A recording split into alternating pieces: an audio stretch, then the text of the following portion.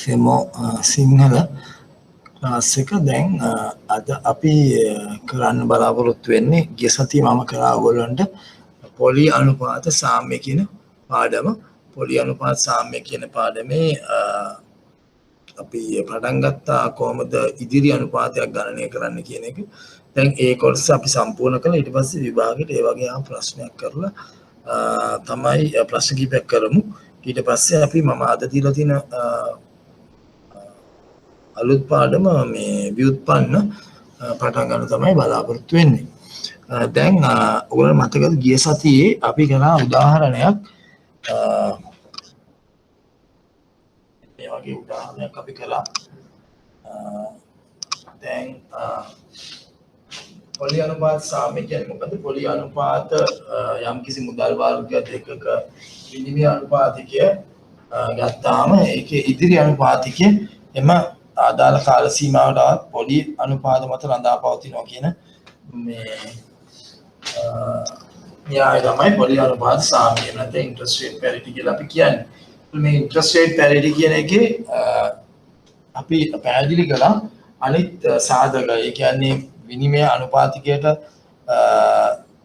අනුපාතිකයට බලපාන්නා වූ අනිත් සාධක සියල්ලම වෙනස් වෙන්නේ නැහැ කියන පදනමේ ඉඳගෙන තමයි මේ ගණනය කිරීම කරේ. දැන් අපි ගණනය කිරීම කරොත් අපි කිව්වා එක US ඩොලර් එකක් හෝ රුපියල් වශයෙන් අපිට 185 කියන්නේ අපි එතනදී සලකනවා මෙතනදී අපි සලකනවා US dollar USD LKR rate එක 185යි කියලා. එතකොට අපි පොලි අනුපාත සාම්‍ය යටතේ අපි හිතනවා වසරක ඉදිරි අනුපාතය සෙවීම තමයි අපේ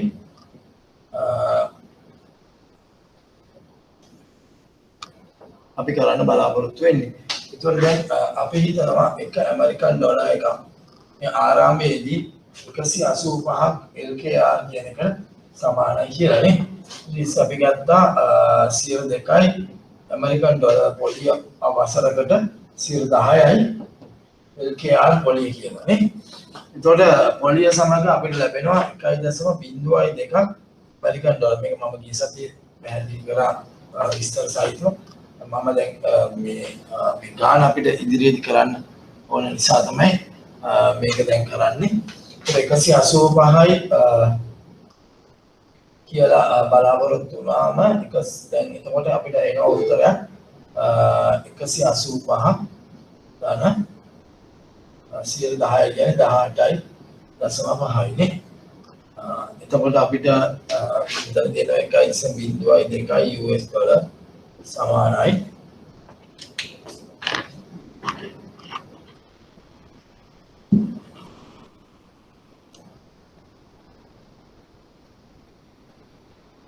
පැහැදිලි නෑ දෙක පැහැදිලි නෑ.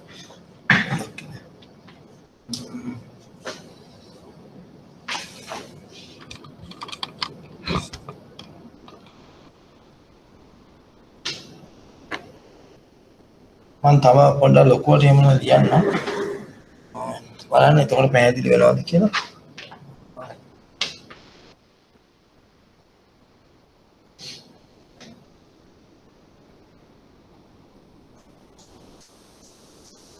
මේක ලියන්නම් ලොකු කරලා. දැන් අපිට අපි කරන්න යන්නේ US ඩොලර් LKR රේට් එක අපිට තියෙනවා මේ විදිහට 185යි කියලා. හරි. දැන් පැහැදිලිද? ආයි පැහැදිලි නැත්නම් කියන්න. දැන් 185යි කියලා තියෙනවා. අපි කියනවා අපි හිතනවා ඇමරිකන් ඩොලර් එකක් මේ අවස්ථාවේදී 185යි LKR වලට සමානයි කියලා නේ. හරි. මේ විදිහට තමයි අපි බලාපොරොත්තු වෙන්නේ ලියන්නේ. එතකොට දැන් මේකේ අපි කියනවා 102යි ඇමරිකන් ඩොලර් 102යි වසරක පොලිය LKR නම් 10යි වසරකට පොලිය. එතකොට පොලිය සමග ඇමරිකන් ඩොලර් අපිට හම්බ වෙනවා මෙතන 0.02 නිසා 1.02. මෙතන හම්බ වෙනවා 185ට 18ක් එකතු කරාම 203යි 203.5යි. හරිනේ. 185 අපි 18.5ක් එකතු කරනවා. 5යි 3යි 0යි 103.5. හරි. දැන් කීයද එතකොට $1 එකක් වෙන්නේ? ඉදිරියේදී $1 එකක් වෙන්නේ 203.5 බෙදීම 203.5 බෙදීම 1.02. ඒ කියන්නේ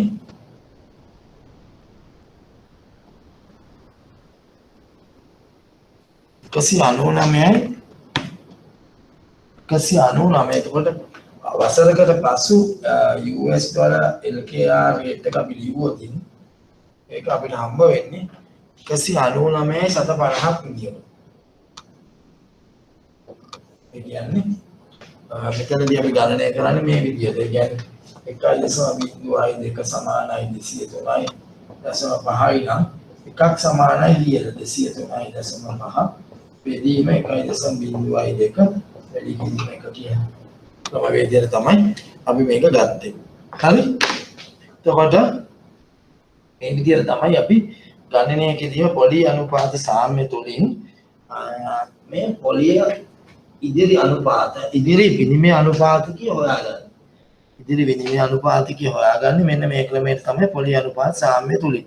හැබැයි දැන් මේකෙදී අපි කරන ප්‍රධානම උපකල්පන තමයි අනිත් සාධක මේ පොලි අනුපාත සාම්‍ය සම්බන්ධයෙන් එන අනිකුත් සාධක මොකද ඒවට වෙන්නේ? ඒවා අපි සලකන්නේ නැහැ. ඒවා අපි මොකද කරන්නේ? ඒවා අපි නිසල්මන්ව තියනවා කියලා තමයි සලකන්නේ. නිසල්මන්ව තියනවා. හරි? එතකොට දැන් අපිට මේක මේ විදිහට ගණනය කිරීම කරන්න පුළුවන්. ඊට අමතරව දැන් මේක අපි සමීකරණයක් විදිහට අපි ගත්තොත් අපි බලන්න දැන් ඔන්න බලන්න දැන් මේ සමීකරණය තුල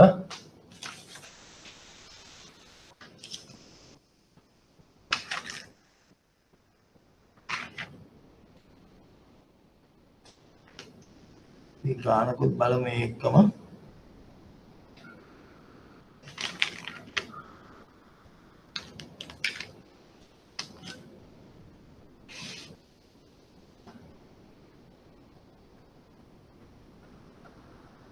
දැන් මෙතනදී අපිට මම මෙතන උඩ ගන්නවා ඔයාලට ඉඳ ගන්නවා නිසා මෙතන මේ විදිහට අපි ගත්තොත් ඔයාලට පේනවා ඇති මෙතන වෙලා තියෙන්නේ මොකද මෙන්න මේ වගේ සමීකරණයක් මේ ආශ්‍රයෙන් ගන්න පුළුවන්. ඒ කියන්නේ අපි කියනවා ඉදිරි අනුපාතය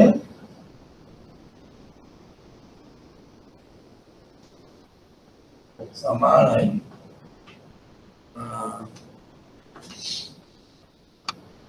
tan අනුපාතය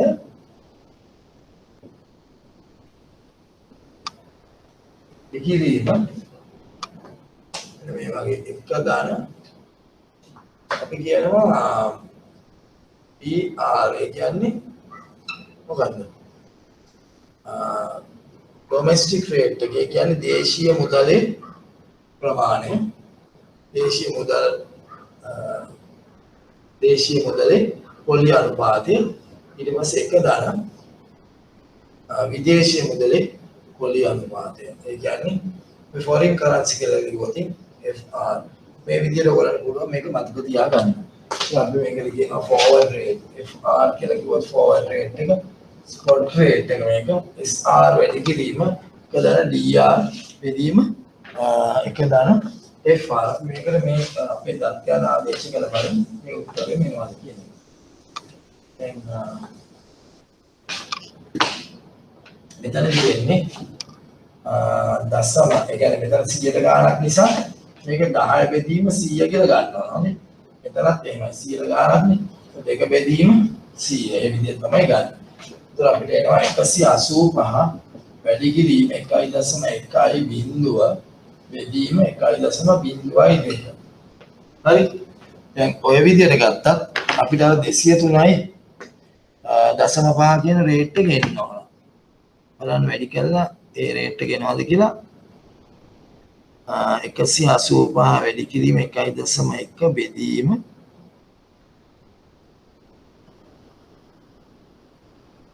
1.02 199 750 කියන රේට් එක එනවා. ඒ කියන්නේ මෙතන අපිට එනවා 199යි 750. අපි දැන් මේ ඉස්සල්ලා අර පින්තූරයක් ඇඳලා ගත්ත විදියටම මේ සමීකරණෙනොත් අපිට ලබා ගන්න පුළුවන් ඉදිරි අනුපාතය. ඒ කියන්නේ වසරක ඉදිරි අනුපාතය වසරක. හරි.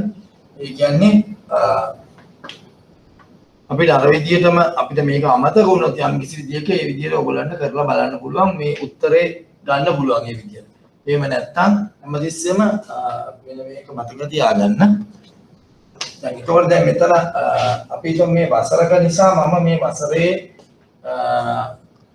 කෙලින්ම වසරේ පොලි අනුපාතය එතනද යෙදුවා. දැන් වසරක එකක් නේ අපි වසරක පොලි අනුපාතය 10%යි කියලා ගත්තානේ. හරි? ඒතකොට මෙතන අපි වසරේ අනුපාතය 2%යි කියලා ගත්තා. අපි හිතමු මාස 6ක ඉදිරි අනුපාතය කියලා. එතකොට ඒක මාස 6ට මේ පොලි අනුපාතය හදලා ගන්න ඕනේ. එතකොට මාස 6ේ පොලි අනුපාතය අරගෙන ඒක අර දින ගණනට හදා ගන්න ඕන. අපි දැන් මේ ගානක් කරන අතර ඒක බලමු. දැන් මම දැන් ඔයගොල්ලන්ට බලන්නේ 2018 සෙප්තැම්බර් පේපර් එකට මෙන්න මේ වගේ එකක් ඇවිල්ලා තිනවා 2018. ඒ කියන්නේ අපි මේ ගාන කරමු. එතකොට ඔයගලන්ට මේක තවත් පැහැදිලි වෙයි. දැන් අපි මේක ඔහොමම තියෙද්දි සමීකරණය ඔහොමම පැත්තකින් තියෙද්දි පැහැදිලි වෙන්නේ. සමීකරණය අපි පැත්තකින් කියනවා ප්‍රමාණ ER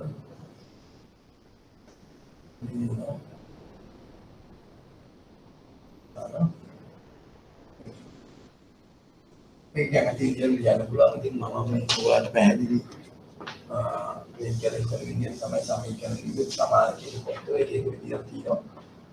හැබැයි උඩට එන්න ඕනේ ඉතිස්සෙම අර දේශීය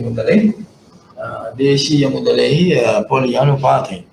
දැන් මේ ප්‍රශ්න පත්‍රය එන්නේ මෙහෙමයි තියෙන්නේ. අපි බලමු මේක කරන්න. මම අවශ්‍ය විස්තර ටික බෝඩ් එකේ ලියන්නම්. ඔයගොල්ලන්ට පුළුවන් බලා ගන්න. ඔයගොල්ලන්ට ලියා ගන්න පුළුවන් යූරෝ USD රේට් එක දීලා තියෙනවා. 1.721. ඊට පස්සේ දීලා තියෙනවා US ඩොලර් JPY රේට් එක 111.7. හරි. දැන් මේකේ ඇත්තටම ඒගොල්ලෝ මුල ප්‍රශ්නෙට දීලා තියෙන්නේ මේ විනිමය අනුපාතිකය දක්වන ක්‍රම දෙකක් කියලා. දැන් විනිමය අනුපාතික දෙකක් කියලා මේ දෙක අදාළ දැන් මේකේ තියෙනවා පදනම් මුදල් වර්ගය සහ ප්‍රතිමුදල් වර්ගය. එහෙම ඒ දෙක සම්බන්ධයෙන් පැහැදිලි කිරීමක් කරන්න කියලා තමයි කියන්නේ. ඒ මොකද්ද මෙතන බලාපොරොත්තු වෙන්නේ? මේකෙන් බලාපොරොත්තු වෙන්නේ පළවෙනි ප්‍රශ්නේ. මේකේ පළවෙනි ප්‍රශ්නෙට උත්තරේ තමයි මේක වක්‍රයිනේ. ඒ කියන්නේ වක්‍ර කතනයක්. මේක ඍජු කතනයක්.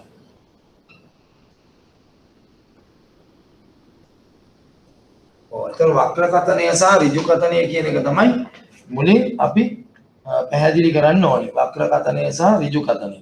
මේක අමතරව දත්වයන් විදියට දීලා තිනවා මේ ඇමරිකන් ඩොලර් වල සහ ජපනීස් යෙන් වල පොලි අනුපාතය. ඒතකොට ඇමරිකන් ඩොලර් පොලි අනුපාතය දීලා තියෙනවා. මෙතනින් ලියමු ඇමරිකන් ඩොලර් මාස 6 පොලි අනුපාතය දීලා තියෙනවා. 1.53යි. මාස 6 පොලි අනුපාතය වුණාට ඕගොල්ලෝ දන්නවා සාමාන්‍ය පොලි අනුපාතයක් දෙනකොට කොහොමද දෙන්නේ?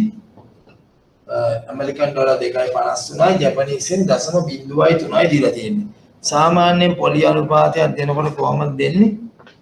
අපි කියන්නේ මාස 6 පොලි අනුපාතය උනත් දෙනකොට අවුරුද්දක අනුපාතය තමයි දෙන්නේ නේද? ඇනුවලයිස් කළේ. එහෙම නැත්නම් වසරක අනුපාතය දෙන්නේ මාස 6ට දෙන පොලිය. දැන් අපි හිතමු අපි ස්ථාවර තැන්පතුවක් දාන්න ගිහිල්ලා කිව්වද මාස 6 FD රේට් එක කීයද කියලා. ඒතකොට කියනවා 106යි කියලා. හැබැයි ඒ 106යි කියන්නේ මාස 6ට අදාළ වෙන වසරක අනුපාතය නේ. එතකොට නිකන් අපි දල වශයෙන් කිව්වොත් 103ක් තමයි මාස 6ට හම්බෙන්නේ. 103ක් තමයි. ඒ කියන්නේ 106 හම්බුණාට ඒකෙන් භාගයයි හම්බෙන්නේ. ඉතින් මේකත් අපි මේ 2.53යි කියන්නේ අවුරුද්දක ඇනුවලයිස් රේට් එක.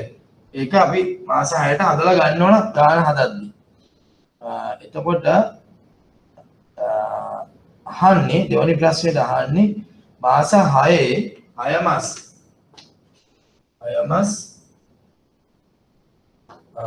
ඇමරිකන් ඩොලර් JPY ඉදිරි අනුපාතය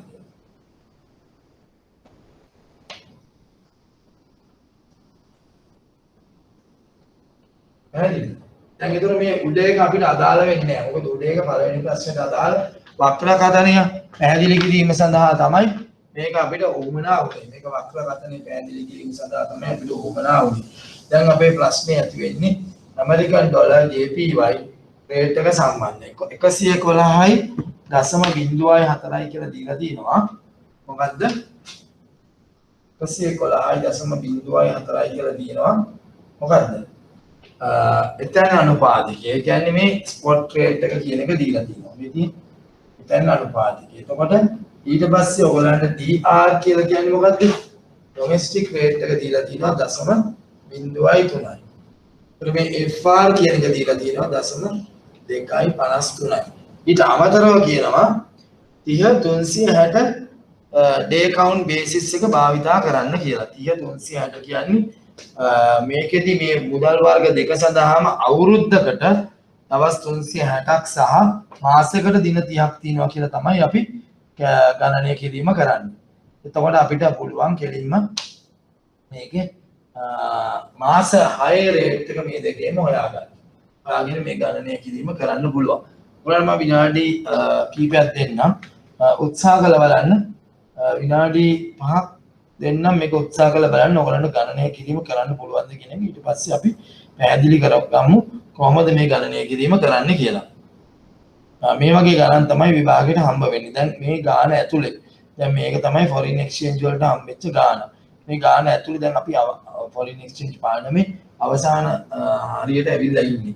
ඒක නිසා මම මේ ගණන් ටික අපි කරලා ඊට පස්සේ මම අද දුන්නු ටියුට් එක ව්‍යුත්පන්න කියන ටියුට් එකට යන්න තමයි බලාපොරොත්තු වෙන්නේ. හැබැයි ඉක්මනට අපිට මේක කරගන්න පුළුවන් වුණොත් අද මේකට යන්න පුළුවන්. කොහොමද මේ ගණන් ටික අපි හොඳින් තේරුම් ගන්න ඕන මේවා හදන ක්‍රමවේදය. ඒ කියන්නේ ගාණක් ගත්තාම දැන් මේකේ මුලින් අහලා තියෙනවානේ concept එක. ප්‍රශ්නයක් ගත්තාම මේ concept එකත් වැදගත් නිසා තමයි concept එකක් අහන්නේ. හැබැයි දැන් මෙතන ඊට පස්සේ ඒගොල්ලෝ අහන්නේ මේක ඇත්තටම මේ forward rate calculation එක පොලි අනුපාත සාම්‍ය පිළිබඳව තමයි අහන්නේ. ඒක නිසා දැන් අපි ඕගොල්ලෝ විනාඩි 5ක් අරගෙන මේ ගාන හදන්න බලන්න. අපිට පුළුවන් තේරුම් ගන්න නැති තැන් බලන්න කොහොමද කියලා.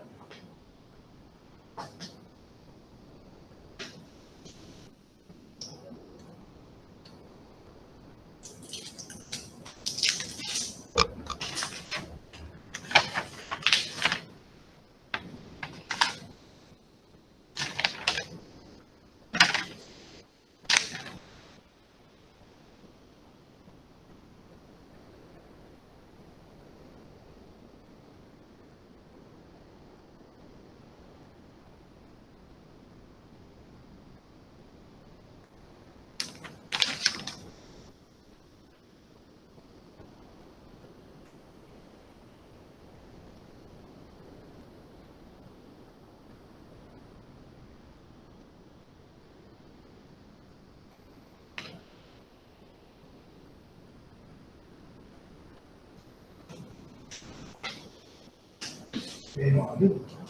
ප්‍රසන්ටේෂන් එක දාලා ප්‍රසන්ටේෂන් එක කැප්චර් කරලා ඒක දෙන්න වෙලා තියෙනවා. ඔව්. මට ඒක තේරුන්නේ නැහැ. මම අර ටක් ගාලා මේකට කියන්නේ. දැන් නේ. ප්‍රසන්ටේෂන් එක මුදින් කරන මැනේජර් කෙනෙක් ඔව් අද අවශ්‍ය වෙන්නේ ඒකලක් කරලා. හරි.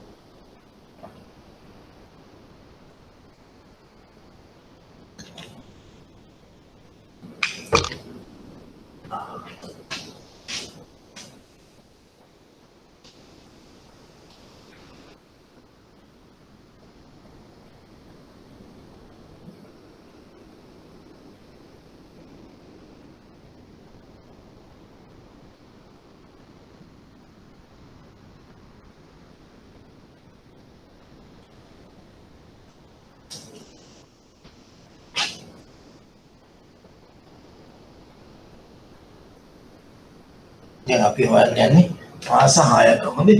මාස 6 ඉදිරි අනුපාතිකයේ මාස 6 මාස 6 ඉදිරි අනුපාතිකය වань අපිට ඕන වෙනවා ස්පොට් රේට් එක 111යි සම බිඳුවයි අතරයි. ඊට මේක වැඩි කිරීම තමයි අපිට මෙන්න මේ කෑල්ල තමයි අපිට කරගන්න තියෙන්නේ ඉස්සෙල්ලා. මේක අපි දැනගන්න ඕන. අපි එක කොටසක් කරමු මෙන්න මේ විදිහට 1 plus හරි එක දාන dr කියන්නේ මොකද්ද? දශම බිඳුවයි 3 නේ. දශම බිඳුවයි 3 කියන්නේ මම මෙතන ලොකුවට එක ලියන්නම් මෙතන ඔයාලට පැහැදිලි වෙයි. ඒ උඩ කොටස මෙන්න මේ කොටස අපි ගත්තොත් මේ කොටස පැහැදිලි කරන්නයි උත්සාහ කරන්නේ. දැන් මේකේ එක දාන දශම බිඳුවයි 3 නේ.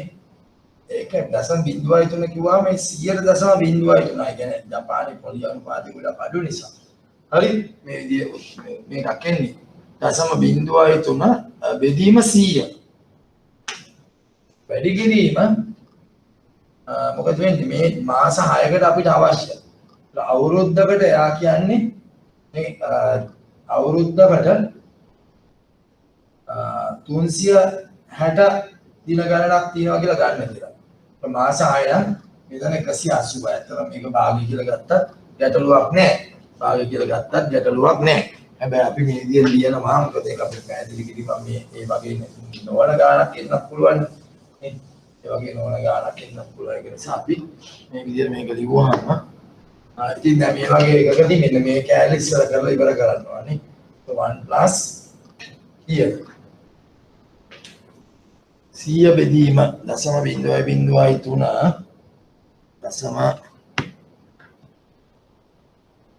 දශම බිඳුවයි 3 බෙදීම 100 බෙදීම 2 නේ. දෙන්නේ අපිට 1.5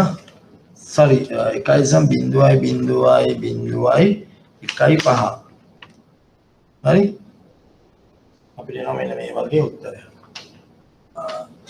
1.5 ඒ උඩ කෑල්ල යට කෑල්ල එතකොට ඉතින් මෙන්න මේ සම්පූර්ණ මෙන්න මේක මේ ගණනය කිරීමෙන් තමයි අපිට මේක එන්නේ. හරි ඊට අපි සුගත සම්මින්න විතර කරමු.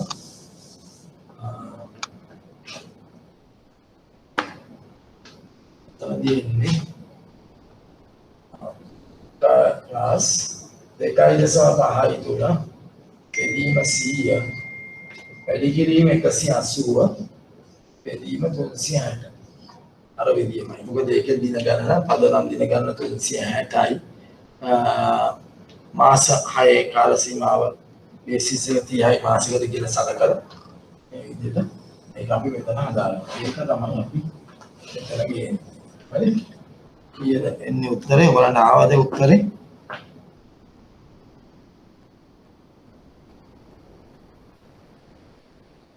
හරි උත්තර දාන එක හොඳයි. ඒත් මට දැනගන්න පුළුවන් මේ ඊට පස්සේ අපි බලමු උත්තරේ 2.53 වැඩි කිරීම බෙදීම 100 වැඩි කිරීම 180 බෙදීම 360 එන්නේ 1.53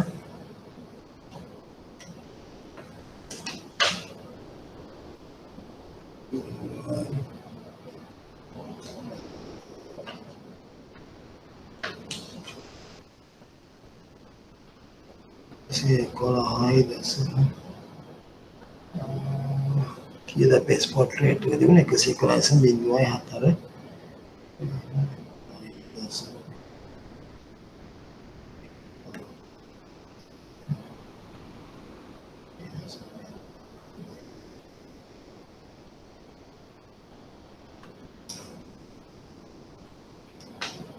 දැන් මේකෙන් අපිට එන උත්තරේ තමයි මෙතන 1.1.2.6.5 මේ ගණනය කිරීම කරාම මේ වගේ උත්තරයක් එනවා. ඒක වැඩි කරන්න ඕන අපි ස්පොට් රේට් එක 111යි දශම බිංදුවයි 4යි.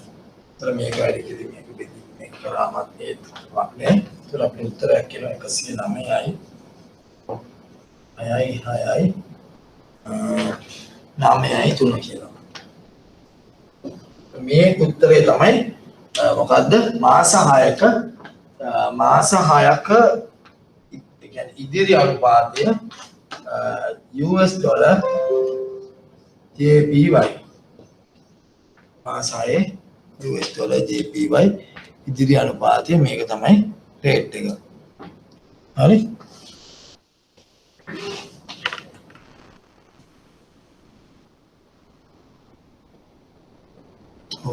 ඔයගොල්ලන්ගේ එක්කෙනෙක්ගේ උත්තරේ හරි. එතකොට දැන් මේ ප්‍රශ්නේ මෙහෙම කොටසක් තියෙනවා. දැන් අපි ඉදිරි අනුපාතය හොයාගත්තානේ. ඉදිරි අනුපාතය හොයාගත්තා. එතකොට ඊළඟට මේ ප්‍රශ්නේ තියෙනවා කොටසක් මෙන්න මේ වගේ කොටසක්. ඒගොල්ලෝ කියනවා ඩීලර් කෙනෙක් ලබා දෙනවලු එහෙම නැත්නම් මේ කියන්නේ අලෙවිකරුවෙක් ලබා දෙනවලු US ඩොලර් JPY මාස 6ක ෆෝවර්ඩ් රේට් එකක් 109.90යි කියලා. ඩීලර් කෙනෙක් දෙනවලු මෙන්න මෙහෙම රේට් එකක් 109.90යි කියලා රේට් එකක් දෙනවලු ඩීලර් කෙනෙක්. එහෙම වෙන්න පුළුවන්ද? ඔව් එහෙම වෙන්න පුළුවන්. ඇයි එහෙම වෙන්න පුළුවන්? එහෙම වෙන්න පුළුවන්. අපි මේ සැලකුවේ මේ පොලි අනුපාත අනුව ඉදිරි අනුපාත සොයා ගැනීම. මේකත් හරි. ඇයි? මේක හරි කියන්නේ ඇමරිකන් ඩොලර් වලට මේ රේට් එක වෙළඳ පොලේ දෙනවා නම් 2.53යි කියලා පොලි අනුපාතයක් දෙනවා නම් ජපානයේ yen වලට 0.03යි කියලා පොලි අනුපාතයක් දෙනවා නම් ඒවා වෙනස් වෙන්නේ නැහැ. එතකොට අපේ 111.4යි කියන එතන අනුපාතිකයක් වෙනස් වෙන්නේ නැහැ නේ. ඒකත් අපිට වෙනස් වෙන්නේ නැහැ. ඇයි? ඒවා වෙළඳ පොලෙන් අපිට ලබා දෙන අනුපාත. ඒවා අනුව අපි ගණනය කිරීමක් කරලා 109.6.6.9.3 කියන රේට් එක හොයා ගන්නවා. ඒ කියන්නේ අනුපාතිකය හොයා ගන්නවා. එතකොට ඊට පස්සේ ඇමරිකන් ඩොලර් JPY අලෙවිකරුවෙක් දෙනවා 109.90යි කියලා. එතකොට මේකෙන් අදහස් වෙන්නේ මොකද්ද? මේකෙන් අදහස් වෙන්නේ 109.66යි කියලා අපිට ආවට වෙළඳ පොලේ 109.90යි කියලා රේට් එකක් දෙනවා. ඒ කියන්නේ අපිට පුළුවන් වෙනවා වෙළඳ පොලෙන් ඉදිරි ගිවිසුමකට එළඹෙන්න 109.90 සම්බන්ධයෙන්. අපිට මේ වගේ එකකුත් ගණනය කිරීමෙන් ආවා. ඒ කියන්නේ මොකද්ද වෙලා තියෙන්නේ? මෙතන වෙළඳ පොලේ පරස්පර තත්වයක් තියෙනවද? ඔව් පරස්පර තත්වයක් තියෙනවා. ඒකින්ද තමයි අපේ ගණනය කිරීමට වෙනස් අනුපාතිකයක් වෙළඳපොලෙන් ආවේ. එතකොට ඒ කියන්නේ එහෙම පරස්පර තත්වයක් තියෙනවා කියන්නේ මේ වෙළඳපොළ තුල මොකද්ද තියෙන තත්ත්වය?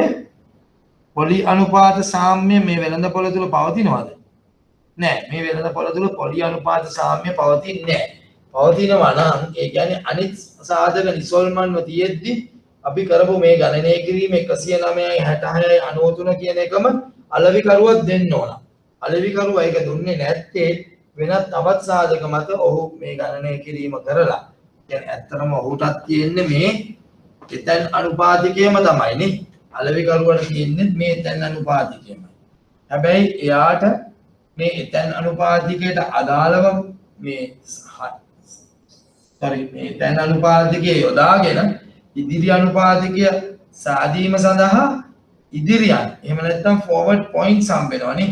ඉදිරි අංක හම්බ වෙනවා. ඒ ඉදිරි අංක අනුව තමයි ඔහු මෙන්න මේකට ළඟා වෙන්නේ. ඉදිරි අංක අනුව තමයි ළමා වෙළඳපොලේ තියෙන ඉදිරි අංක. ඒතර වෙළඳපොලේ ඉදිරි අංක සඳහා බලපාන්නා වූ කරුණු රාශියක් තියෙනවා. ඒතර ඒ කරුණු පොලි අනුපාතය හැරුණාම ඒ අනිත් කරුණු නිසල්මන්ව තියෙන්නේ නැති නිසා තමයි 109යි 90 කියන වෙනස් අනුපාතිකයක් අපිට වෙළඳපොලෙන් ලැබෙන්නේ. එතකොට දැනට මේකෙන් අපි මතක තියාගන්න ඕන මේ අනුව අපිට කියන්න පුළුවන් මේ වෙළඳපොලේ පරස්පර තත්වයක් තියෙනවා. එකම මුදල් යුගලය සඳහා මොකද වෙලා තියෙන්නේ? එකම මුදල් යුගලය සඳහා මිල ගණන් දෙකක් තියෙනවා. මිල ගණන් දෙකක් තියෙනවා. එකම අවස්ථාවේදී මේ තියෙන්නේ. දැන් අපි ගිහිල්ලා අපි මේ ගණනය කිරීම කරායින් පස්සේ අපි අලෙවිකරුවෙක්ගෙන් අහනවා අපිට මාස 6ක ඇමරිකන් ඩොලර් ජපානයෙන් සඳහා ඉදිරි අනුපාතිකයක් දෙන්න පුළුවන්ද කියලා. එතකොට ඇමරිකන් ඩොලර් ජපානයෙන් සඳහා ඉදිරි අනුපාතිකයක් ඉල්ලුවාම එයා දෙන්නේ මේකයි. එයා මේක දුන්නාම මොකද වෙන්නේ? අපිට අපේ ගණනය කිරීමට වඩා මේක වෙනස් නිසා කියන්න පුළුවන් වෙනවා මේ වෙළඳපොලේ පොලි අනුපාත සාම්‍ය පවතින්නේ නැහැ. ඒ පොලි අනුපාත සාම්‍ය පවතින්නේ නැහැ. හැබැයි එම නිසා පරස්පර තත්වයක් ඇති වෙලා තියෙනවා කියලා. පරස්පර තත්වයක් ඇති වෙලා. ඒතර මේ පරස්පර තත්වයෙන් ප්‍රයෝජන ගන්න නැති අපි පොඩි අපි පස්සේ ගානක් කරනකොට කරමු. තව ටික වෙලාවකින් අපිට ඒක කරන්න පුළුවන් පරස්පර තත්වයෙන් කොහොමද ප්‍රයෝජන ගන්න කියන එක. දැනට ඔයගොල්ලෝ මතක තියාගන්න ඕනේ මෙතන පරස්පර තත්වයක් තියෙනවා. ඒ පරස්පර තත්වයේ තිබීම ඇත්තටම වෙන්නේ මේ පරස්පර තත්වය ඇති වෙන්න හේතුව තමයි මේ වෙළඳපොළ තුල පොලි අනුපාත සාම්‍ය පවතින්නේ නැතිකම. මේ වෙළඳපොළ තුල පොලි අනුපාත සාම්‍ය පවතින්නේ නැති නිසා තමයි මේ පරස්පර තත්වය ඇති වෙලා තියෙන්නේ.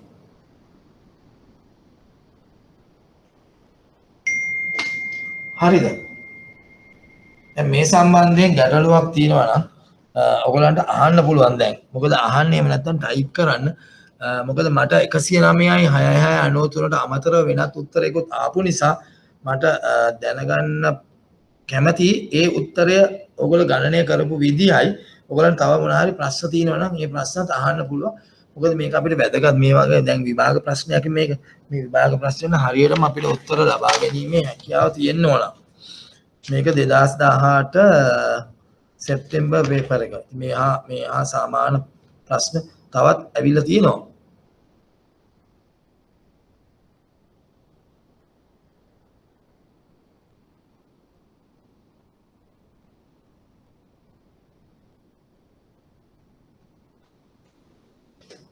දැන් ඊළඟ ප්‍රශ්නේ මේකේ තමයි ඒ කියන්නේ මේක අර අපේ උඩ ප්‍රශ්න වලට අදාළම නැහැ. අපි කරපු ගණනය කිරීමට අදාළම නැහැ. ඒකේ අහන්නේ අපේ ලංකාවේ වාහන ආනයනකරුවෙක්, ඒ කියන්නේ වාහනයක් ලංකාවට ගෙන්නන පුද්ගලයෙක් ඒ වාහනය මාස 3කින් නම් ලැබෙන්නේ එයා කොහොමද ආරක්ෂා වෙන්නේ කියලා මේ විදේශ විනිමය අවදානමෙන්. මොකද්ද විදේශ විනිමය අවදානම කියන්නේ? රුපියලට සාපේක්ෂව අපිට මෙයාට ජපනීස් යෙන් වලින් ගෙවන්න තියෙන්නේ කියලා. ඒ ජපානයෙන් ගෙන්නන්නේ අපි ඉතින් අපි ඒතකොට ජපානයෙන් ගෙන්නන නිසා අපි උපකල්පනය කරමු සමහරක් වෙලාවට ජපානයෙන් ගෙන්නවත් ඇමරිකන් ඩොලර් වෙන්නත් පුළුවන්. නමුත් අපි මෙතනදී උපකල්පනය කරනවා ජපානයෙන් ගෙන්නන නිසා ජපනීස් යෙන් තමයි මේකට පාවිච්චි කරන්න කියලා. එතකොට මොකක්ද යාර තියෙන විනිමය විදේශ විනිමය අවදානම් මොකද්ද?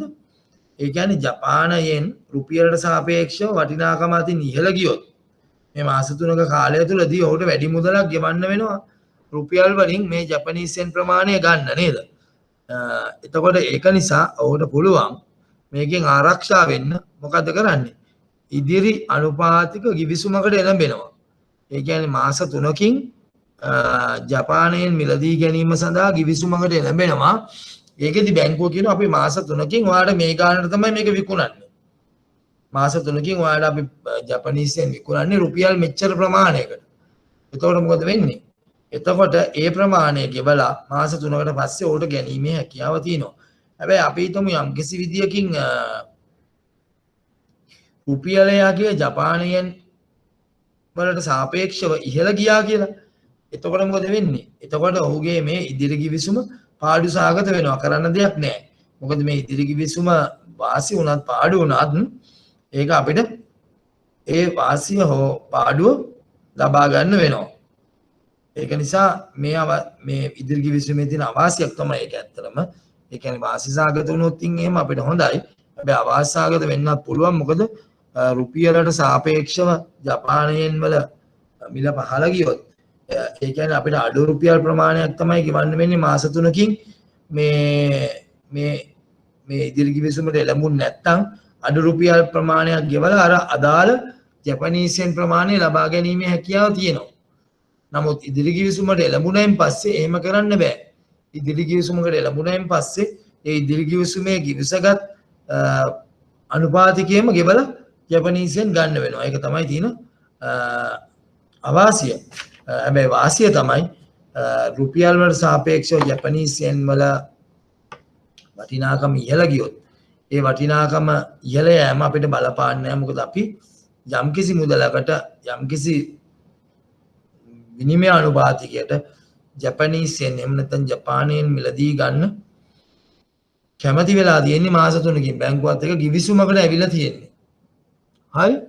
එතකොට ඒක නිසා දැන් මේ ප්‍රශ්නේ මේ කොටස් හතරම අපි කරා. දැන් ඕගොල්ලෝ මෙතනදී අපිට ප්‍රධාන වශයෙන් අපි බැලුවේ මේ ප්‍රශ්නේ ඇතුළේ තියෙන ප්‍රධාන වශයෙන් බේස් කරන්සි එහෙම නැත්නම් පදනම් මුදල් වර්ගය සහ ප්‍රතිමුදල් වර්ගය පිළිබඳ දැනුම. ඒ කියන්නේ ඍජු කතන සහ වක්‍ර කතන පිළිබඳ දැනුම. එතකොට ගණනය කිරීම, ඉදිරි අනුපාත ගණනය කිරීම, ඉදිරි අනුපාත ගණනය කිරීමට අමතරව වෙළඳ පොලෙන් ලැබෙන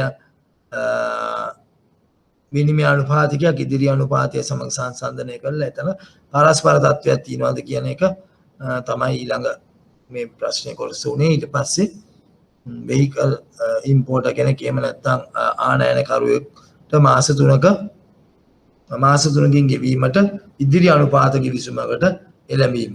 මේ වගේ ප්‍රශ්න තමයි අපිට මේ විදේශ විනිමය පාඩම ආශ්‍රයෙන් උත්තර දෙන්න වෙන්නේ. අපි බලමු.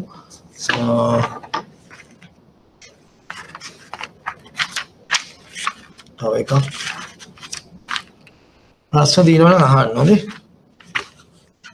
මේ දැන් කරු ප්‍රශ්න සම්බන්ධයෙන් ප්‍රශ්න තියෙනවා නම් අහන්න.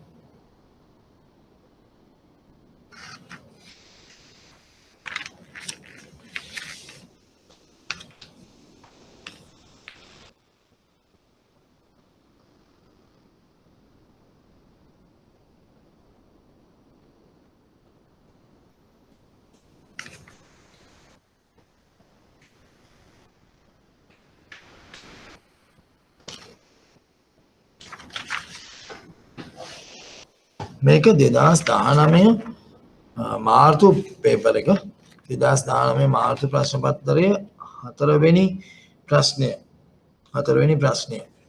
හරි?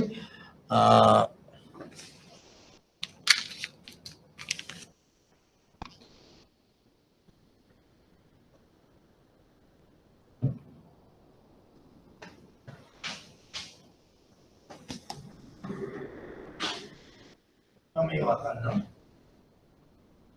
ප්‍රශ්න මොනවාද තියෙනවද?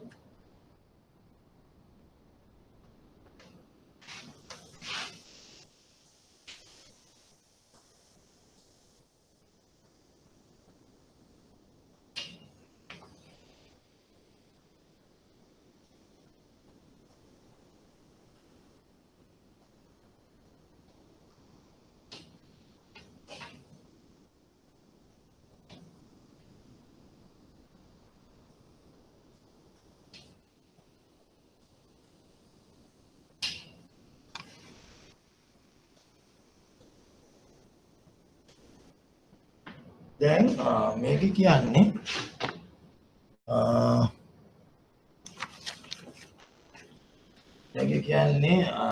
අපේ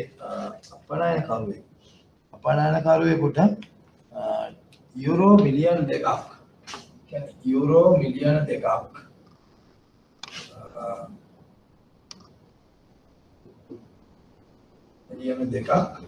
ජර්මනියෙන් ලැබෙන්න දිනවලු.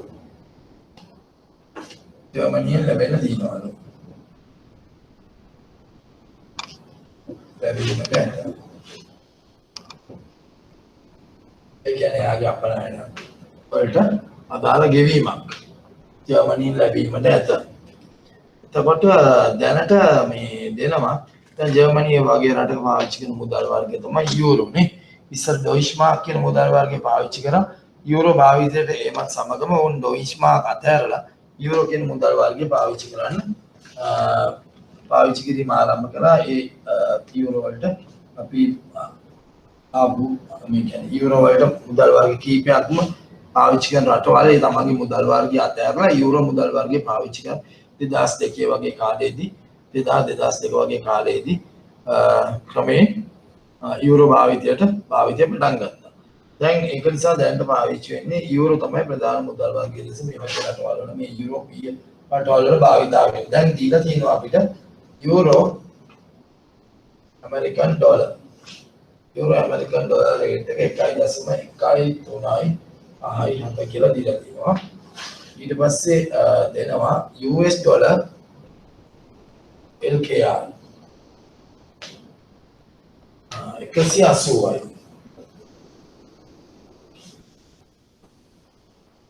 එතකොට දීලා තියෙනවා 90 දින 90 සඳහා පොලි අනුපාත. පොලි අනුපාත දීලා තියෙනවා දින 90ට. පොලි අනුපාත 90 days කියන්නේ දින 90 දින 90 පොලි අනුපාතය යුරෝ යුරෝ සඳහා දශම 2යි බිඳුවයි දශම 2යි සියලු බිඳුවයි දශම 2යි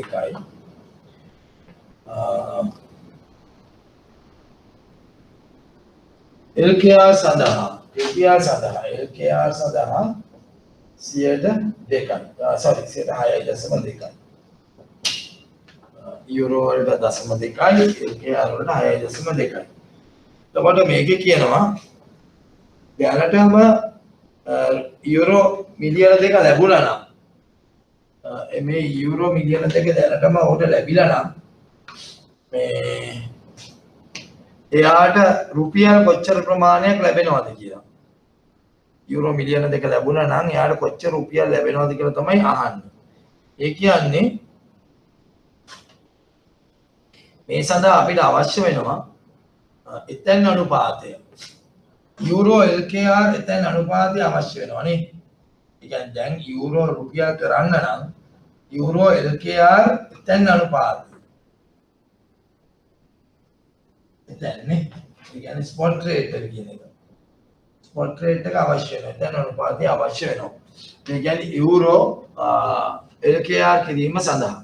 ඒත් අපිට ලේසි ක්‍රමය තමයි මේ උගන් පේනවා මොකක්ද මේක වක්‍ර කතනයක් සහ ඍජු කතනයක් තියෙන. ඒතකොට අපිට පුළුවන් වැඩි කරලා ගන්න නේ මේ තියෙන්නේ.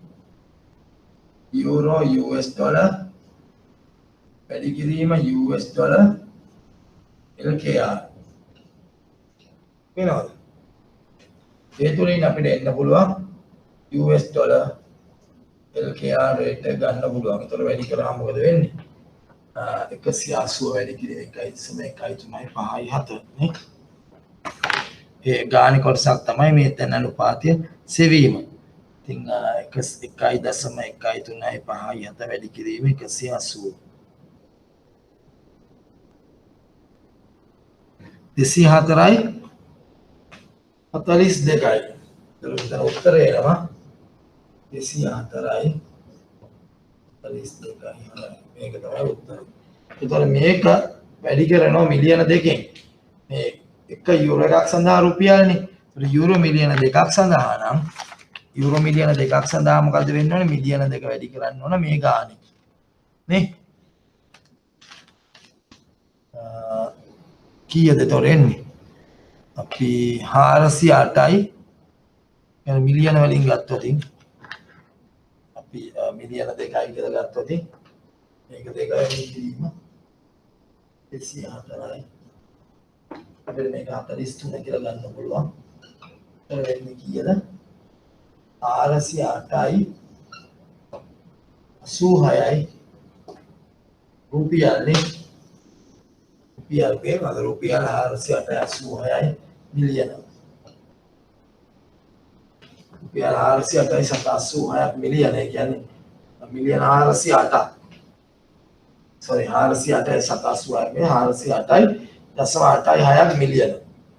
ඒතර මේක තමයි දැන් මේ මිලියන 2 එයාට ලැබිලා මේ අවස්ථාවේදී මිලියන 2 ලැබිලා ඒක රුපියල් කරොත් ලැබෙන රුපියල් ප්‍රමාණය තමයි මේ. ඒක අපි ලබා ගත්තේ කොහොමද? අපි ඉස්සල්ලාම කරේ මෙයාගේ එතෙන් අනුපාතය හොයාගත්තා. දැන් ඕගොල්ලෝ බලන්න මේක කියන ඊළඟ ප්‍රශ්නේ දැන් ඉස්සල ප්‍රශ්නේ ඇදුවා වගේම බලන්න මේ මිලියන 2 මාස 3කින් ආවොත් එයාට අවශ්‍යයිලු මේක ආවරණය කරගන්න. ඒ කියන්නේ එයාට බයක් තියෙනවා යුරෝ එක. ඒ කියන්නේ යුරෝ මුදල් වර්ගය රුපියලට සාපේක්ෂව පහළයයිද කියලා මිල. යුරෝ මුදල් වර්ගයේ මිල රුපියලට සාපේක්ෂව පහළයයි කියලා බයක් තියෙනවා. ඒක නිසා උත්සාහ කරනවා මේක ආවරණය කරගන්න. ඒතර එහෙම ආවරණය කරගන්න උත්සාහ කරනවා. දැන් අපි බලමු දින 90 ඉදිරි අනුපාතය යුරෝ LKR සඳහා ඉදිරි අනුපාතය දින 90 දින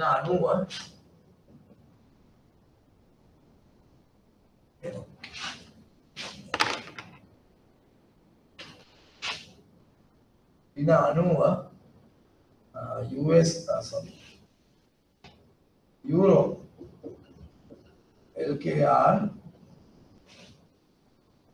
ඉදිරි අනුපාතය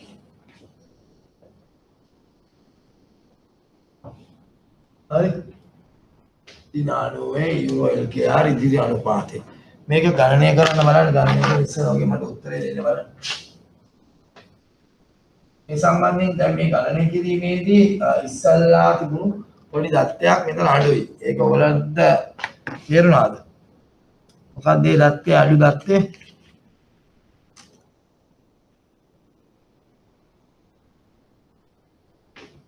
මොකක්ද අඩු දත්තේ දිනපද නමනේ දැන් අපි ඉස්සෙල්ලා කිව්වා 30360 කියලා. දැන් මේකේ දිනපද නම දීලා නැහැ. දිනපද නම දීලා නැති නිසා ඔයාලට පුළුවන් 360 කියන දිනපද නමම භාවිතා කරලා මේක හදන්න. ඒතර අපි මේකෙදි ලියනවා මේ විභාග ප්‍රශ්නේ දැන් 360නේ. අපි මේකෙදි ලියනවා මුදල් වර්ග දෙක සඳහාම 360 දිනපද නම භාවිතා කරනවා කියලා. හරි? එහෙම නැත්නම් අපිට කියන්න වෙනවා යුරෝ සඳහා 360 සහ රුපියල් සඳහා 365 භාවිතා කරනවා කියලා. මේ 365 ගත්තාම මේක ටිකක් මේ දිනපද නම් දෙකක් නේ. ගැටලුවක් නේ දිනපද නම් දෙකක් භාවිතා කරන්න අපි නමුත් මෙතනදී අපිට ලේසි ක්‍රමයේ දීලා නැති නිසා 360 දිනපද නම භාවිතා කරනවා කියලා ලියලා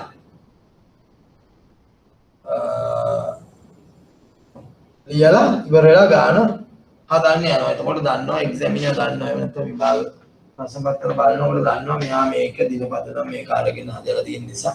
ඒතර එයාගේ වෙනස් උත්තරයක් තිබුණත් මේකේ ගණනය කිරීම සඳහා ලකුණු ගන්න පුළුවන්. නැත්නම් වෙන්නේ දිනපද නම් අපි ලිව්වේ නැත්නම් අපි මොන පද නමේද මේ ගණනය කිරීම කරන්න කියන එක ගැටලුවක් වෙනවා. හදන්න බලන්න. විනාඩි 5ක් දෙනවා මම. හදන්න බලන්න හදලා උත්තර දෙන්න මට. සලාට උත්තර දෙයක් හම්බුනේ වගේ උත්තර අනිත් අයත් උත්සාහ කරන්න හදලා උත්තර දෙන්න. මම මේක ඇලම කරනවා. මේ 204යි 43 කියන එක අපිට අවශ්‍ය වෙනවා. මේක ස්පොට් රේට් එක නේද? එතන අනුපාතිකයේ 204යි 43. ඒ කියන්නේ යූරෝ LKR මේක අපිට අවශ්‍ය වෙනවා ගණනය කිරීමට. අපිට මේ ටික අවශ්‍ය වෙන්නේ නැති නිසා මම මේ ටික මම කරනවා. අපිට මේ විදිහට ගානක් ගන්නවා.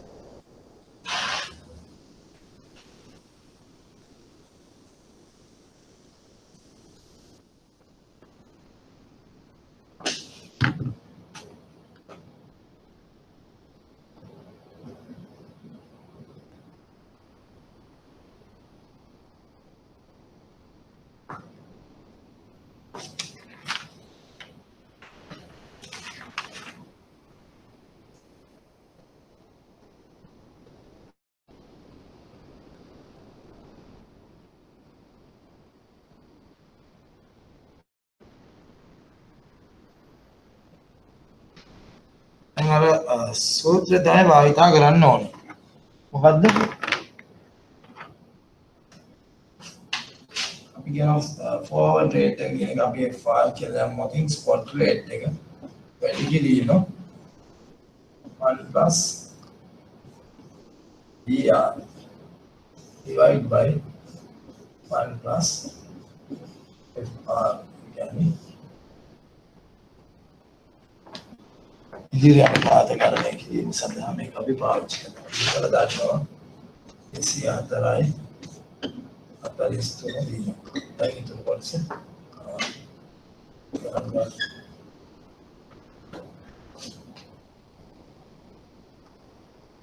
කෝතර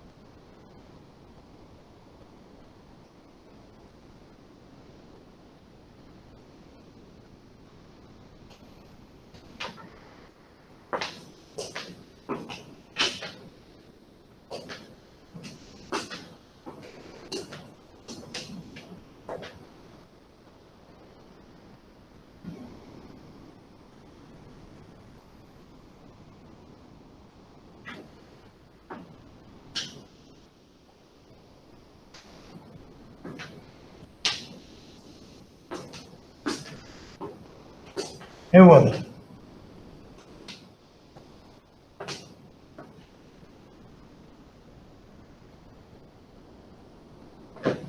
210යි ආසයි කියලා අපිට උත්තරයක් ලැබෙලා අපි බලමු උත්තරය හරිද කියලා ගණනය කරලා.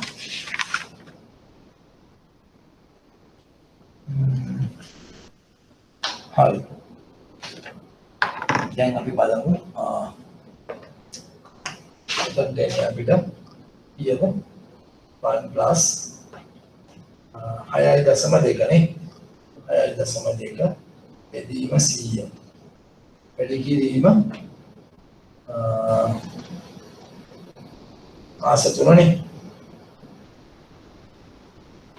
දින 90 නේ දින 90 කියන්නේ මාස 3 ඒතකොට මෙතන දෙන්න ඕනේ 90නේ 90 බෙදීම 360 මේක එකක් ඊට පස්සේ අපි මේ යට ගෑරල 1 plus දශම දෙක බෙදීම 100 වැඩි කිරීම 90 බෙදීම 360 හරි බලමු මේක හරිද කියලා අපි කරන්නේ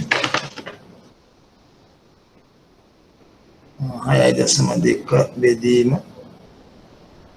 100 වැඩි කිරීම 90 බෙදීම 360 මට එන උත්තරයක් මේ වගේ 1.155 ඉතින් ලියන්න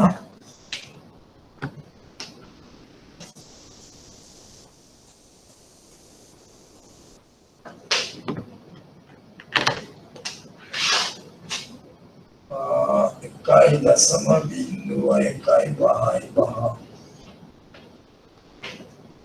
ඊට පස්සේ එනවා තව එකක් දශම දෙක බෙදීම 100 වැඩි කිරීම 90 බෙදීම 360 එකයි දශම බිංදුව 3යි 5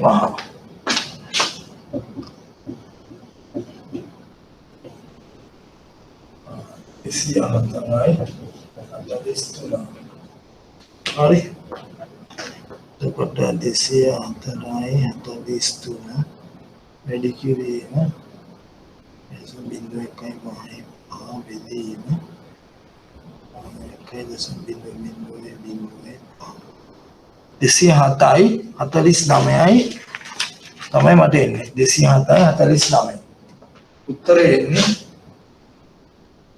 207යි 49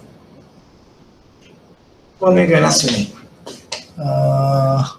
හරි අන්තිමට හදලා ආයි දාලා තිනවා නදීෂ් 207යි 49 අනිත් දෙන්න ආනේ ඔය කරෙක්ට් කරලා එක තිනවා 210යි 55 67 වාට තේරුණාද දැන් ඒ කියන්නේ මේකේ වෙනද මොකක්ද කොහොමද 210 කියන එක ගත්තේ කොහොමද තමයි මිස්ටේක් එකක් කරන්නේ නැති බලන්න ආයි මේක බලලා ඔයාගේ ගණනේ වැරද්ද හඳුනාගත්තා නම් හරි මේ විදිහට තමයි වෙන්නේ. ඒතර මේවා කරද්දි පැහැදිලි නේද මේ පොලි අනුපාතයක් නිසා අපි 100ෙන් බෙදනවා. දින ගණනට ඇඩ්ජස්ට් කරගන්නවා 90 බෙදීම 360. මම මුලින්ම කිව්වා 30 360 පදනමේ යන්නේ. ඒතර 30 360 කියන්නේ මේක තුනෙන් වැඩි කරන්න බෑනේ. ඒතර 6.2 කියන්නේ ඇත්තටම වාර්ෂික පොලි අනුපාතය නේ. ඒ කියන්නේ මාස 3කට අදාළ වාර්ෂික පොලි අනුපාතය. එහෙමනේ අපි පොලි අනුපාතය දෙන්නේ යූරෝ වලත් එහෙමයි 0.2 කියන්නේ වාර්ෂික පොලි අනුපාතය මාස 3කට අදාළ වෙන. එතකොට ඒක තමයි අපි මෙතන මේ ඇඩ්ජස්ට් කරගන්නේ. මේක මේ අපි හදාගන්නේ ඒ වාර්ෂික පොලි අනුපාතය තමයි අපි දින 90 පොලි අනුපාතයක් බවට පත් කරගන්නේ නේ. එහෙම තමයි අපි මේක ඒ දින 90ට අදාළ ප්‍රමාණය ලබා ගන්න ඒ ක්‍රමයේ තුලින්. ඒතර අපි ඒ දෙක හදාගෙන මේක තමයි අපේ තැන් අනුපාතය කියන්නේ. ඉතින් තැන් අනුපාතයෙන් වැඩි කරන තැන් අනුපාතය වැඩි කිරීම මේක. බෙදීම මේක. හරි. 249 තමයි උත්තරේ. 249 තමයි මේ ප්‍රශ්නේ උත්තරේ. එතකොට ඒකෙදි කොහොමද දැන් අපි දෙවෙනි ප්‍රශ්නෙට තමයි ගණනය කිරීම 3 months rate ගණනය කරා. දැන් අහන්නේ කොහොමද මේ ආයතනය ඒගොල්ලොන්ගේ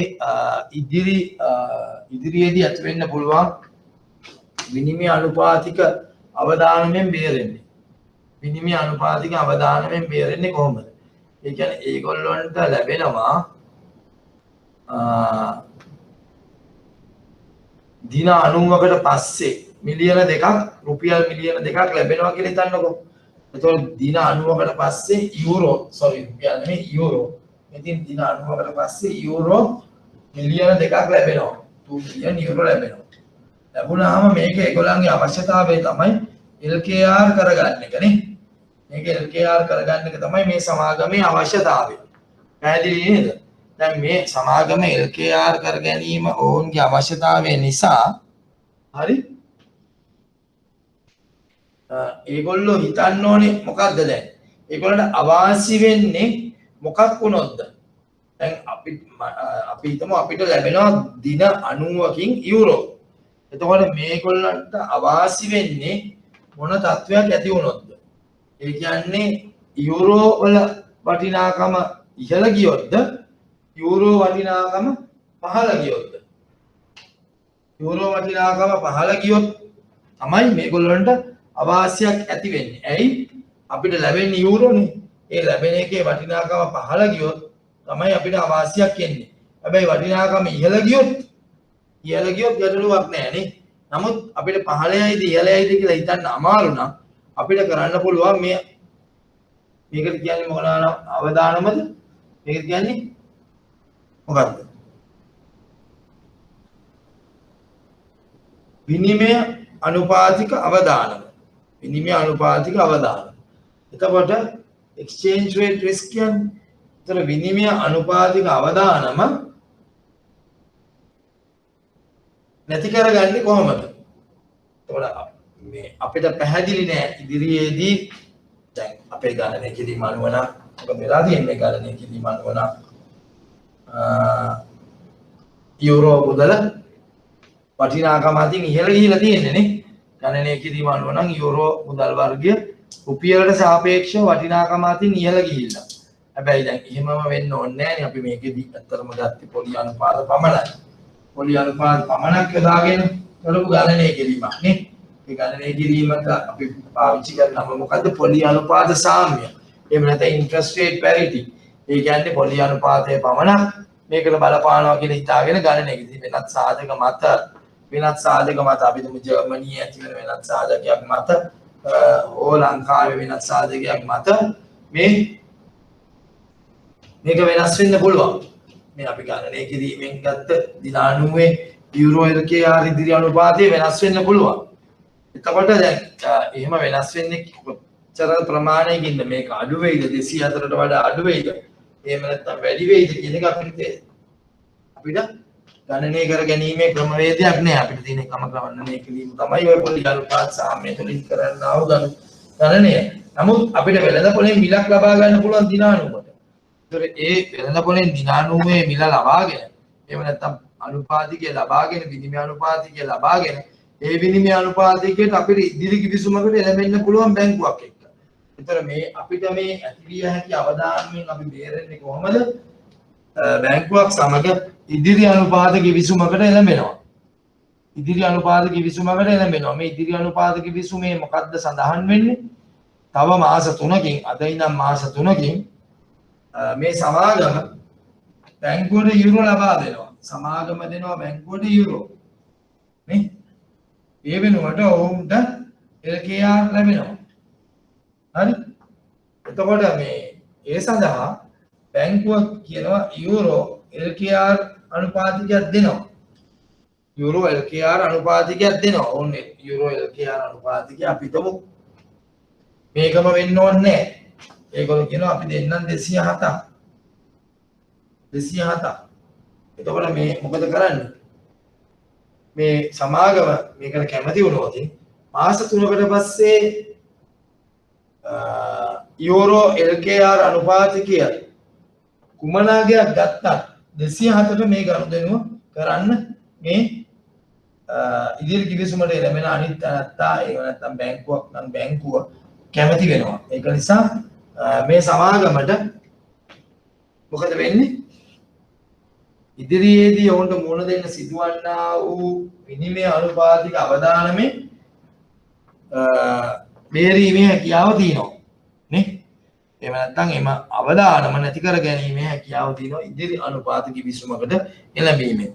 එතකොට ඒක තමයි තුන්වෙනි ප්‍රශ්නෙට උත්තරේ. මේ හතරවෙනි ප්‍රශ්නේ අතර මේ මම මේ කරේ 2019 මාර්තු පේපර් එකේ හතරවෙනි ප්‍රශ්නේ. එතකොට ඒකේ තුන්වෙනි කොටස තමයි මේ කරේ. හතරවෙනි කොටස කියන්නේ පැහැදිලි කරන්න කියලා කියනවා. පැහැදිලි කරන්න කියලා කියනවා. අපි මේක කරා කලින් ඉදිරි අනුපාත සඳහා එහෙම නැත්නම් ඉදිරි අනුපාත කියලාම කියන්නේ ඕන් කියන්නේ විනිමය අනුපාතිකය සඳහා බලපාන්නා වූ කරුණු කීපයක් පැහැදිලි කරන්න. කරුණු දෙකක් ඇත්තනවා. කරුණු දෙකක් කියන්නේ මොන වගේ කරුණුද දැන් තියෙන්නේ? විනිමය අනුපාතිකය සඳහා බලපාන්නා වූ කරුණු රාශියක් අපි ඉගෙන ගත්තානේ. කරුණු රාශියක් ඉගෙන ගත්තා. ඒත් අපිට දෙකක් තමයි කියන්න ඕනේ. අපි කියන්න ඕන දෙක අපිට කියන්න පුළුවන් පොලි අනුපාත අතර වෙනස. ඊට අමතරව අපිට කියන්න පුළුවන් ඒ කියන්නේ දැන් දැන් ඇත්තට මේ පොලි අනුපාත අතර වෙනස කිව්වහම මේ රුපියල් සහ අනිත් මුදල් වර්ගය. එහෙම නැත්නම් යුරෝ සහ රුපියල්. මේ මුදල් වර්ග දෙකේ. ඒතර මේ මුදල් වර්ග දෙක බලපාන්නා වූ රටවල් වල තියෙන උද්දමන වෙනස.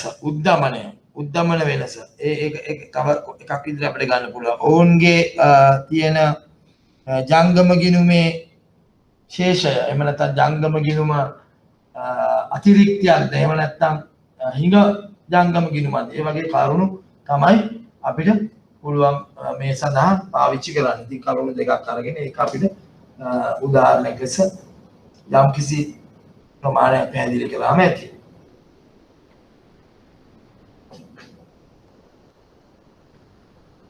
හරි.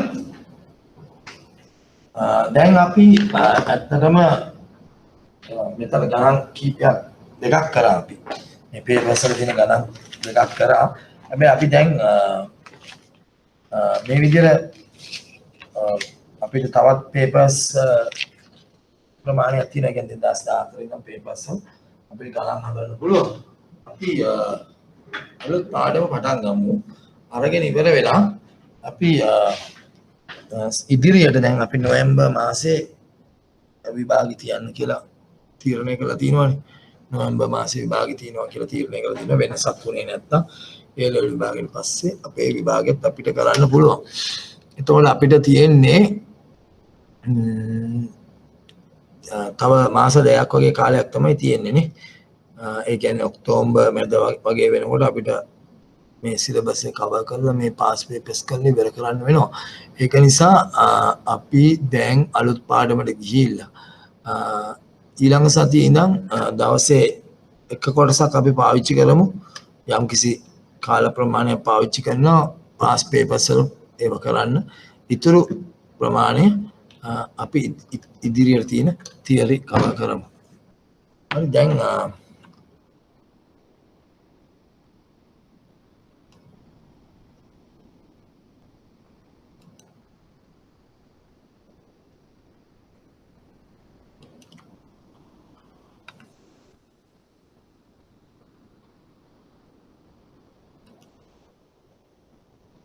මේකනේ අපි කරේ ව්‍යුත්පන්න කියන පාඩම තමයි මම දැන් කරන්න බලාපොරොත්තු වෙන්නේ. දැන් අපි මේ දක්වා පාඩම් හැඳින්වීමට අමතරව ඒ කියන්නේ මූල්‍ය වෙළඳපොළ හැඳින්වීම කියන පාඩමට අමතරව අපි පාඩම් දෙකක් කරා. එකක් තමයි බැඳුම් කර මාතෘකාව. ඊට පස්සේ අපි කරා විදේශ විනිමය වෙළඳපොළ. බැඳුම් කර වෙළඳපොළ විදේශ විනිමය වෙළඳපොළ. අපි දැන් කරන්නේ ව්‍යුත්පන්න වෙළඳපොළ සම්බන්ධයෙන්. ව්‍යුත්පන්න වෙළඳපොළ ඇත්තටම බොහෝ දුරට පාවිච්චි කරනවා මේ අවදානම ආවරණය කර ගැනීම සඳහා. අපි තේරුම් ගන්න ඕන කරුණු කීපයක් තියෙනවා ව්‍යුත්පන්න සම්බන්ධයෙන්. ඒතර ප්‍රධාන ව්‍යුත්පන්න වර්ග අපිට හතරක් හඳුනා ගන්න පුළුවන්. ප්‍රධාන ව්‍යුත්පන්න වර්ග අපිට හතරක් හඳුනා ගන්න පුළුවන්. ඒ හතර තමයි දැන් අපි මෙතන දැන් ඉස්සෙල්ලා අපි හතර බලමු. ඒ හතර තමයි ඉදිරි ගිවිසුම්. දැන් මේ ඉදිරි ගිවිසුමක් අපි කරානේ. ඒ වගේ ඉදිරි ගිවිසුම්. ඊට පස්සේ අපිට තියෙනවා ඉදිරි ගිවිසුම් සමගම එනවා අපිට මනාප ගිවිසුම්. ඊට පස්සේ මනාප ගිවිසුම් වලට පස්සේ අපි කරනවා අනාගත ගිවිසුම් සහ පුවමාරු ගිවිසුම්. මේ ගිවිසුම් වර්ග හතර උදාහරණ සහිතව අපි කරායින් පස්සේ අපිට මේ ව්‍යුත්පන්න පිළිබඳව දැනුම ඇති වෙනවා විභාගයට උත්තර ලිවීම සඳහා ඒ ප්‍රමාණවත් දැනුම ගැනීම තමයි අපේ බලාපොරොත්තුව. එතකොට දැන් අපි මුලින්ම දැනගන්න ඕන කරුණු තමයි මොන වගේ ගිවිසුම්ද මේවා. ඒ කියන්නේ දැන් මම කියවනේ මේක ඉදිරි ගිවිසුම, අනාගත ගිවිසුම්, මනාප ගිවිසුම්. එතකොට මේ හුවමාරු ගිවිසුම්. මේ වගේ ගිවිසුම් වර්ගයක් තමයි ව්‍යුත්පන්න කියලා කියන්නේ. හරි. එතකොට දැන් එහෙම කිව්වහම ඒ ගිවිසුමේ ස්වභාවය මොකක්ද? දැන් මේ ගිවිසුමේ ස්වභාවය තමයි දෙපාර්ශවයක් අතර ඇති කරගන්නා වූ ගිවිසුමක් මේක. පාර්ශව දෙකක් අතර කොහොමද ගිවිසුමකට පාර්ශව දෙකක් ඉන්නත් බෑනේ නේද? ඒතර පාර්ශව දෙකක් අතර ඇති කරගන්නා ගිවිසුමක් තමයි මේ ව්‍යුත්පන්නය කියන්නේ. ඒතර මෙම ගිවිසුමේ වටිනාකම දැන් ඕගොල්ලෝ දන්නවා අපි කලින් කරා දැන් අපි හිතමු බැඳුම් කරයක් කියලා. ඒ බැඳුම් කරේ වටිනාකම තීරණය වුණේ කොහොමද? ඒ බැඳුම් කරේට යම්කිසි වටිනාකමක් තියෙනවා නේ. ඒ බැඳුම් කරේ වටිනාකම වෙනත් දෙයක් මත ඍජුවම රඳා පවතින්නේ නැහැ. වෙනත් දෙයක් මත රඳා පවතින්නේ නැහැ. නමුත් අපි හිතමු බැඳුම් කරේ වටිනාකම වෙනස් වෙන්න පුළුවන් වෙළඳපොළ වෙනස්කම් තුල වෙනස් වෙන්න පුළුවන්. දැන් උදාහරණයක් ලෙස කොටස් වෙළඳපොළ ගත්තොත් කොටස් වෙළඳපොළ වෙනස් වෙන්න පුළුවන්. ඒ බාහිර කරුණු තියෙනවා වෙනස් වෙළඳපොළ සම්බන්ධයෙන් වෙනසක් ඇති කිරීමට තරම් ප්‍රබල බාහිර කරුණු තියෙනවා. ඒ මොන වගේ කරුණුද? ඒ කියන්නේ අපි දැන් මේවා කරා. ඒ කියන්නේ උදාහරණයක් ලෙස පොලි අනුපාත, එතකොට උද්දමනය, එතකොට අපිට කියන්න පුළුවන් දේශපාලනික වශයෙන් තියෙන ඒ කියන්නේ රටක ස්ථාවරත්වය, එතකොට රටක රැකියා වියුක්තිය, එහෙම නැත්නම් වර්ධන වේගය, උද්දපනය අපි කලින් සඳහන් කළා. ඒ වගේ දේවල් මත මේ වෙළඳපොළ වෙනස් වෙනවා. එතකොට දැන් නමුත් මේ අපි කියන ව්‍යුත්පන්නය වෙනස් වෙන්නේ එයාගේ වටිනාකම රඳා පවතිනව තව වත්කමක්, මිල දර්ශකයක්, භාණ්ඩ, එහෙම නැත්නම් ඉන්ධන, එහෙම නැත්නම් ලෝහ වර්ග වැනි වෙනත් දෙයක් මත අපි මේකට පදනම් දෙය කියලා කියනවා. පදනම් දෙයක්. ඒතර මේම ගිවිසුමේ වටිනාකම තව දෙයක් මත පදනම් වෙලා තියෙනවා. ඒ කියන්නේ අපිට මේ මිල දර්ශකයක් වෙනස් වුණොත් මේ ගිවිසුමේ වටිනාකම වෙනස් වෙනවා. එහෙම නැත්නම් ඉන්ධන මිල ඉහළ පහළ ගියොත් මේ ගිවිසුමේ වටිනාකම වෙනස් වෙනවා. ලෝහ වර්ගවල වටිනාකම ඉහළ පහළ ගියොත් ඒ හා සම්බන්ධ ගිවිසුමක් තියෙනවා නම් ඒකේ වටිනාකම වෙනස් වෙනවා. එතකොට ඒ කියන්නේ මේ පදනම් දෙයක් මත තමයි මේ ව්‍යුත්පන්නය හැදිලා තියෙන්නේ. යම්කිසි පදනම් දෙයක් මත තමයි මේ ව්‍යුත්පන්න උපකරණ සෑදෙන්නේ. ඒක නිසා තමයි ඇත්ත වශයෙන්ම මේවාට ව්‍යුත්පන්න කියලාම කියන්නේ. අපි මේකට ඉංග්‍රීසියෙන් සඳහන් කරන්නේ ඩිරයිවේටිව්ස්. කියන්නේ ඩිරයිව් කරන වෙනත් දෙයක් තුලින් ඇතිවෙන්නා වූ ව්‍යුත්පන්න වන්නා වූ දේ තමයි මේ ව්‍යුත්පන්න උපකරණ. එතකොට ඇත්තට මේක වත්කමක් මත වෙන්න පුළුවන්. දැන් වත්කමක් කිව්වම සමහරක් වෙලාවට මේක මූල්‍යමය වත්කමක් වෙන්නත් පුළුවන්. එහෙම නැත්නම් භෞතික වෙනත් වත්කමක් වෙන්න පුළුවන්. මිල දර්ශකයක් කිව්වම මොන වගේද? ඒ කියන්නේ අපිට කියන්න පුළුවන් සියලු කොටස් මිල දර්ශකය. ඒ වගේ මිල දර්ශකයක් මත. එහෙම නැත්නම් භාණ්ඩයක් මත. ඉන්ධන, ලෝහ වර්ග වැනි ඉන්ධන කිව්වම අපිට තේරෙන ඔයිල් කියලා අපි කියනවානේ. ඔයිල් අනාගත, එහෙම නැත්නම් ඉන්ධන අපි කියනවා අනාගත ගිවිසුමක්. ඉන්ධන අනාගත ගිවිසුමක්. ඒ වගේ. එතකොට ලෝහ වර්ග, ලෝකයේ එක විවිධ ලෝහ වර්ග තියෙනවා. දැන් රත්තරන් වගේ ලෝහ වර්ග මත රඳා පවතින ගිවිසුමක් වෙන්න පුළුවන්. මේ වගේ පදනම් දෙයක් මත රඳා පවතිලා ඒ පදනම් දෙහි වටිනාකම මත තමන්ගේ වටිනාකම තීරණය කරගන්නා වූ දෙදෙනෙකු අතර ඇති කරගන්නා වූ ගිවිසුමට අපි කියනවා ව්‍යුත්පන්නයක් කියලා. දැන් මේ ව්‍යුත්පන්න භාවිතා කරන අවස්ථා අපිට හඳුනා ගන්න පුළුවන් ඇත්තටම ආවරණය සඳහා. සමපේක්ෂණය කරන්නත් පුළුවන් ව්‍යුත්පන්න දෙයක්. එහෙම නැත්නම් ව්‍යුත්පන්නේ වටිනාකම සහ අදාළ භාණ්ඩයේ වටිනාකම අතර යම්කිසි පරස්පරයක් තිබුණොත් ඒ පරස්පරය යොදා ගන්න පුළුවන් අපි ලාභයක් ලබා ගන්න. දැන් අපි මූල්‍ය වෙළඳපොළ හැම වෙලේම අපි ගනුදෙනු කරන්නේ කුමක් සඳහාද? මූල්‍ය වෙළඳපොළ ගනුදෙනු අපි කරන්නේ කුමක් සඳහාද? ලාභ ලබා ගන්න නේ.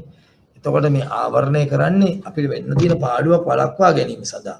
සමපේක්ෂණය කරන්නේ ලාභ ලබා ගන්න තමයි අපි සමපේක්ෂණය කරන්නේ. ඒතකොට පරස්පරය කොහොමද පරස්පරය කරන්නේ?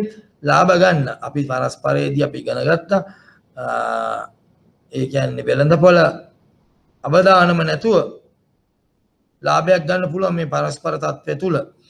සමපේක්ෂණයේදී එහෙම බෑ. සමපේක්ෂණයේදී එහෙම බෑ. සමපේක්ෂණයේදී වෙළඳපොළ වෙනස් වීම වෙළඳපොළ අවදානමට අපිට මුහුණ දෙන්න වෙනවා. ආවරණය කියන්නේ අපි අවදානමක් තියෙන යම්කිසි අවස්ථාවකදී අවදානම නැති කරගන්න හෝ අඩු කර ගැනීමට මේ ව්‍යුත්පන්න පාවිච්චි කිරීම. ඉතින් මේ අවස්ථා තුනක් අපිට හඳුනා ගන්න පුළුවන්.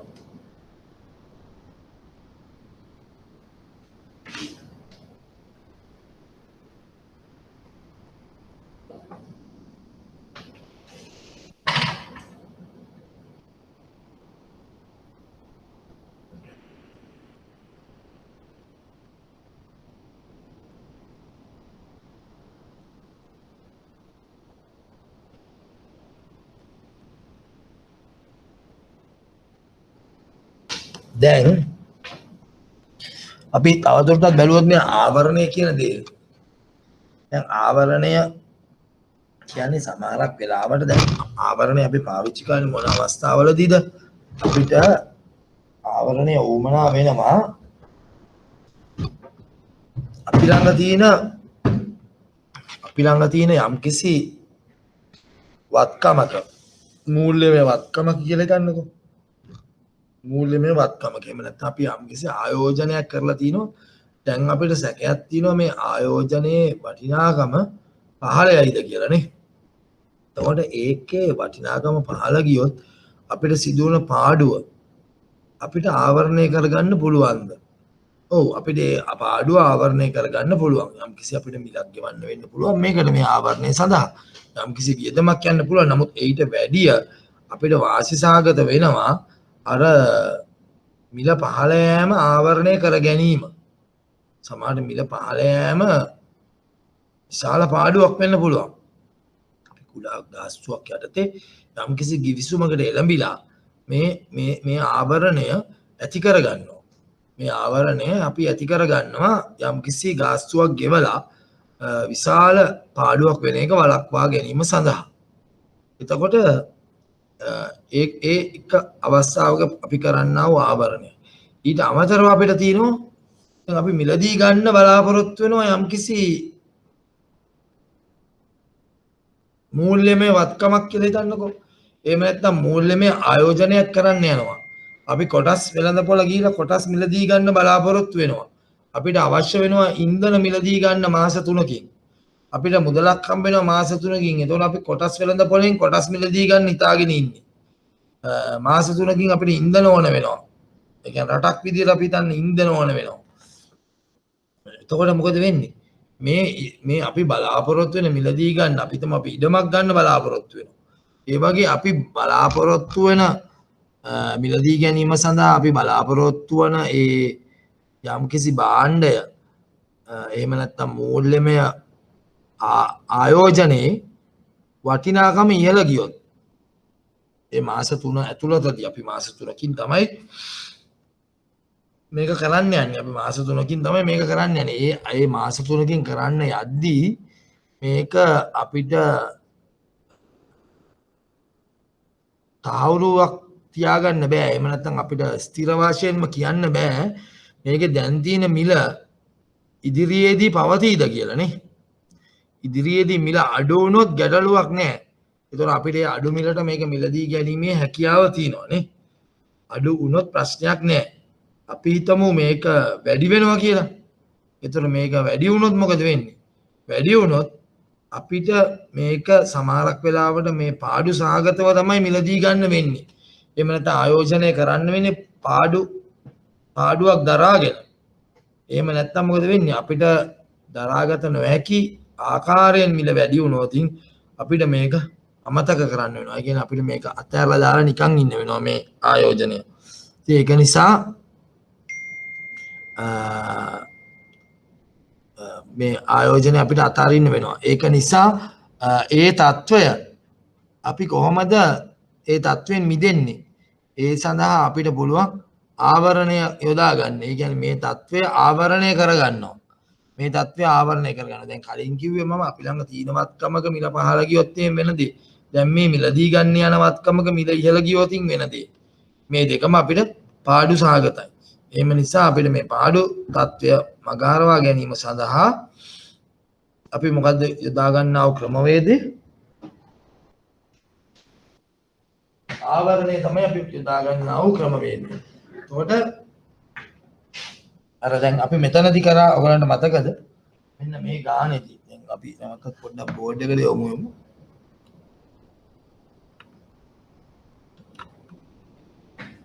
දැන් මේ ඔයගලන්ට මතකද මෙතනත් අපි කරේ ආවරණය කරන එකක් ගැන කතා කරන්නේ. අපි මේ ඉදිරි දින 90 සඳහා යූරෝ LKR මිල වෙනස් වුණොත් අපිට වෙන පාඩුව. ඒ කියන්නේ අපි ඉදිරියේදී බලාපොරොත්තු වෙනවා යූරෝ විකුණන LKR ගන්නනේ. එතකොට යූරෝ මිල පහළ ගියොත් LKR එකට සාපේක්ෂව යූරෝ වටිනාකම පහළ ගියොත් අපිට පාඩුවක් වෙනවා. අපි ඒ පාඩුවෙන් බේරෙන්න තමයි අර ඉදිරි කිවිසුමකට එළඹුණේ. එතකොට ඒ පාඩුවෙන් බේරෙන්න තමයි ඉදිරි කිවිසුමකට එළඹුණේ. එතනත් අපි කරේ මොකද්ද? හෙජ් කරානේ. හෙජින් කියලා කියන්නේ හෙජ් කළා. එහෙම නැත්නම් ආවරණ කිවිසුමක්. වතුර රැකීම කියලා මේකට අපි පාවිච්චි කරන අවස්ථා තියෙනවා. මොකද ආවරණය කියන එක වඩා සුදුසුයි වතුර රැකීම කියන එකටත් වඩා. දැන් එතකොට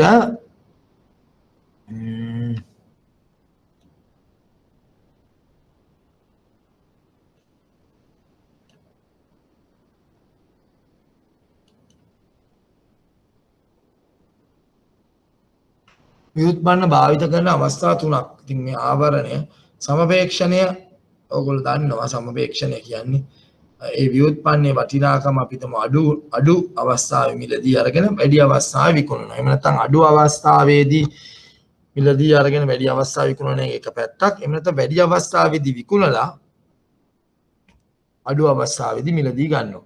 ඒත් මේ සමපේක්ෂකයා කරන්නේ මොකද්ද? බොහෝ වෙලාවට තත්ත්වයන් ගැනීමනේ. තත්ත්වයන් ගැනීමනේ කරන්නේ. ඒතකොට ඒ තත්ත්වයන් ඍණ තත්ත්වයක් හෝ ධන තත්ත්වයක් ව්‍යුත්පන්න සම්බන්ධයෙන් ඔහුට ලබා ගන්න පුළුවන්. එහෙම නැත්නම් පරස්පරයෙන් ප්‍රයෝජනය ගන්නවා. පරස්පර තත්ත්වයෙන් ප්‍රයෝජනය ගන්නවා. එතකොට අපි බලමු ඊළඟට මොකද්ද මේ කියන්නේ කියන ප්‍රධාන ලෙස ව්‍යුත්පන්න වර්ග හතරකි. මේක මම ඔයගලන්ට පැහැදිලි කරා. දැන් ටිකකට ඉස්සලා ඉදිරි කිවිසුම්, අනාගත කිවිසුම්, මනාප කිවිසුම්, සහ හුවමාරු කිවිසුම්. දැන් ඔයගලන්ට පේනවා මෙතන මේ ඉදිරි කිවිසුම් කියලා එකක් තියෙනවානේ. ඉදිරි කිවිසුම්. ඊට පස්සේ අනාගත කිවිසුම් කියලා තියෙනවා. ඒතර දැන් මේ ඉදිරිය කියන්නේ අනාගතයම නේද? ඔව් අතරම ඉදිරිය කියන්නේ අනාගතයම. මේ කිවිසුම් වර්ග දෙකම එක හා සමානයි. මේ කිවිසුම් වර්ග දෙකම එක හා සමානයි. එක හා සමාන වුණත් මේකේ තියෙනවා ප්‍රධානතම වෙනසකුත්. සමානයි වෙනසකුයි තියෙනවා. මොකක්ද ඒ? දැන් ඔයගොල්ලෝ දන්නවා අපි මුලදීම මේ පාඩම පටන් ගන්නකොටම ඉගෙනගත්ත දෙයක් තමයි මේ ගිවිසුම් අපි නිකන් වර්ගීකරණය කරා. අපි මේ මූල්‍ය වෙළඳපොළ යම් පොඩි වර්ගීකරණයන් කරද්දී අපි කරා මේ ගනුදෙනු වර්ග අනුව. ඒ සමහර ගනුදෙනු කවුළුව තුලින් වෙන්නේ. සමහර ඒවා හුවමාරුවක් තුලින් වෙන ඒවා. හුවමාරුවක් තුලින්. يعني කවුළුව තුලින් කියන්නේ කැනුම්කරු සහ විකුණුම්කරු මුණ ගැහෙනවා. එහෙම නැත්නම් ඔවුන් දෙදෙනා ඍජුවම මේ කිවිසුම සඳහා සහභාගී වෙනවා. ඒ කියන්නේ මම දන්නවා මම ගැනුම්කරු නම් මම දන්නවා එහා පැත්තේ ඉන්නේ විකුණුම්කරු කවුද? ඔහු සමගයි අතරමැදියෙක් නෑ. සමහරක් වෙලාවට අතරමැදියෙක් ලෙස තැරව්කරුවෙක් ඉන්න පුළුවන්. නමුත් මේ තැරව්කරුවාගේ කාර්යභාරය අර ගිවිසුමට සම්බන්ධ දෙදෙනා මුණ ගැස්වීම පමණයි බොහෝ දුරට. ඒ සඳහා සමහරක් වෙලාවට ඔහුගේ මේ අර යටිතල පහසුකම් ලබා දෙනවා. යටිතල පහසුකම් ලබා දෙනවා. ඊට පස්සේ මේ ගනුදෙනු කරගෙන යන්න උදව් කරනවා. මේ සඳහා ඔහු ගාස්තුවක් අය කරනවා. නමුත් ඇත්තටම කිව්වොත් ඉදිරි කිවිසුම කියන එක අර මුණ ගැහිමක් තියෙනවා. ගැනුම් කරු සහ විකුණුම් කරු අතර මුණ ගැහිම තුලින් තමයි ඉදිරි කිවිසුමක් වෙන්නේ. නමුත් අනාගත කිවිසුම එහෙම නෙවෙයි. අනාගත කිවිසුම හුවමාරුවක් තුලින් වෙන්නේ. හුවමාරුවක් තුලින් වෙන්නේ. ඉතින් මේ හුවමාරුවක් තුලින් වීම නිසා අනාගත කිවිසුමේ ස්වභාවය වෙනස් වෙනවා. ඒ කියන්නේ විශේෂයෙන්ම අනාගත කිවිසුම අවදානමතින් ගත්තාම ඉදිරි කිවිසුමට වඩා ඉතා සුවිශේෂී තැනක ඉන්නවා. ඒ කියන්නේ මොකක්ද ඒ? අනාගත කිවිසුම අර ඉදිරි කිවිසුම වගේ නෙවෙයි. ඉදිරි කිවිසුමේ අපි හිතමු පාර්ශ්ව දෙක සම්බන්ධ වෙනවා. එතකොට එක පාර්ශවයක් කිවිසුම පැහැර හැරියොත් මොකද වෙන්නේ? ඒ සම්බන්ධයෙන් අනිත් පාර්ශවයට කළ හැකි දෙයක් නැහැ. නීති හමුවට මේ කිවිසුම ගේනවා ඇරෙන්න. නීති හමුවට ගෙනල්ලා නීති මාර්ගයෙන් කටයුතු කරන්න වෙනවා. නමුත් අනාගත කිවිසුමක එහෙම නෙවෙයි. එක පාර්ශවයක් මේ කිවිසුම පැහැර හැරියොත් අනිත් පාර්ශවයට පාඩුවක් වෙන්නේ නැති විදියට මේ හුවමාරුව යම්කිසි කටයුත්තක් කරනවා. හුවමාරුව යම්කිසි කටයුත්තක් කරනවා. එක් පාර්ශවයක් මේ කිවිසුම පැහැර හැරියොත් අනිත් පාර්ශවයට පාඩු වෙන්නේ නැති වෙන්න. ගැනුම් කරු වෙන්න පුළුවන්, විකුණුම් කරු වෙන්න පුළුවන්. ඒතර ආයෝජකයා වෙන්න පුළුවන්. අනිත් මේක මේ ආයෝජනය සඳහා ඉදිරිපත් කරන නිකුත්කරු වෙන්න පුළුවන්. නිකුතුව සිදු කරන පුද්ගලයා වෙන්න පුළුවන්. ඒ නිකුතුවේ ආයෝජනය කරන කෙනා වෙන්න පුළුවන්. නමුත් ඔවුන්ට මේ වගේ කිවිසුමකට එළඹෙන්න නම් හුවමාරුවක් කරහා යෑමේදී ආන්තික ගිණුම් පවත්වා ගන්න වෙනවා. ඒ කියන්නේ මාජින් accounts. මේ මාජින් accounts ගැන අපි පස්සේ කතා කරනවා. මාජින් account calculation එක. හැබැයි මාජින් account වලින් තමයි වෙන්න පුළුවන් පාඩුව. ඒ කියන්නේ හුවමාරුව තුලින් නැති කරලා දාන්නේ. ඒක නිසා අනාගත කිවිසුම් ඒ අයුරින් බැලුවාම ගොඩාක් වෙනස්. ඉදිරි කිවිසුම් වලට වැඩිය ගොඩක් වෙනස්. නමුත් සමානකම් එකයි. ඒ කියන්නේ අපි ගත්තොත් ඉදිරි කිවිසුමයි අනාගත කිවිසුමයි කියලා කිව්වොත් එකම වර්ගයේ කිවිසුම්. හැබැයි ඔවුන්ගේ වෙනස්කම් රාශියක් තියෙනවා. මොකද අනාගත කිවිසුම හුවමාරුවක් තුලින් සිදුවන නිසා. තර අපි ගත්තොත් මනාප කිවිසුම්. මනාප කිවිසුම් නේ. මනාප ඉදස්සන ඔයගලන්ට පුරුදු වෙන්නේ මනාප කිවිසුම් කියන්නේ මොකද්ද? මනාප කියන්නේ මොකද්ද? කියන්නේ තමන්ගේ කැමැත්ත අනුව මේ කිවිසුම සකසා ගන්න පුළුවන් වීම. දැන් මේ ඉදිරි මේවත් තමන්ගේ කැමැත්ත අනුව තමයි සකසා ගන්න. ඒක වෙනසක් නෑ. නමුත් මේක විශේෂයෙන්ම මනාප කිවිසුම් කියලා කියන්න. දැන් මේකට ඔයගලන්ට තේරෙනවා ඇති මෙතන අපිට තියෙන්නේ මේවා අපි ගත්තොත් මේ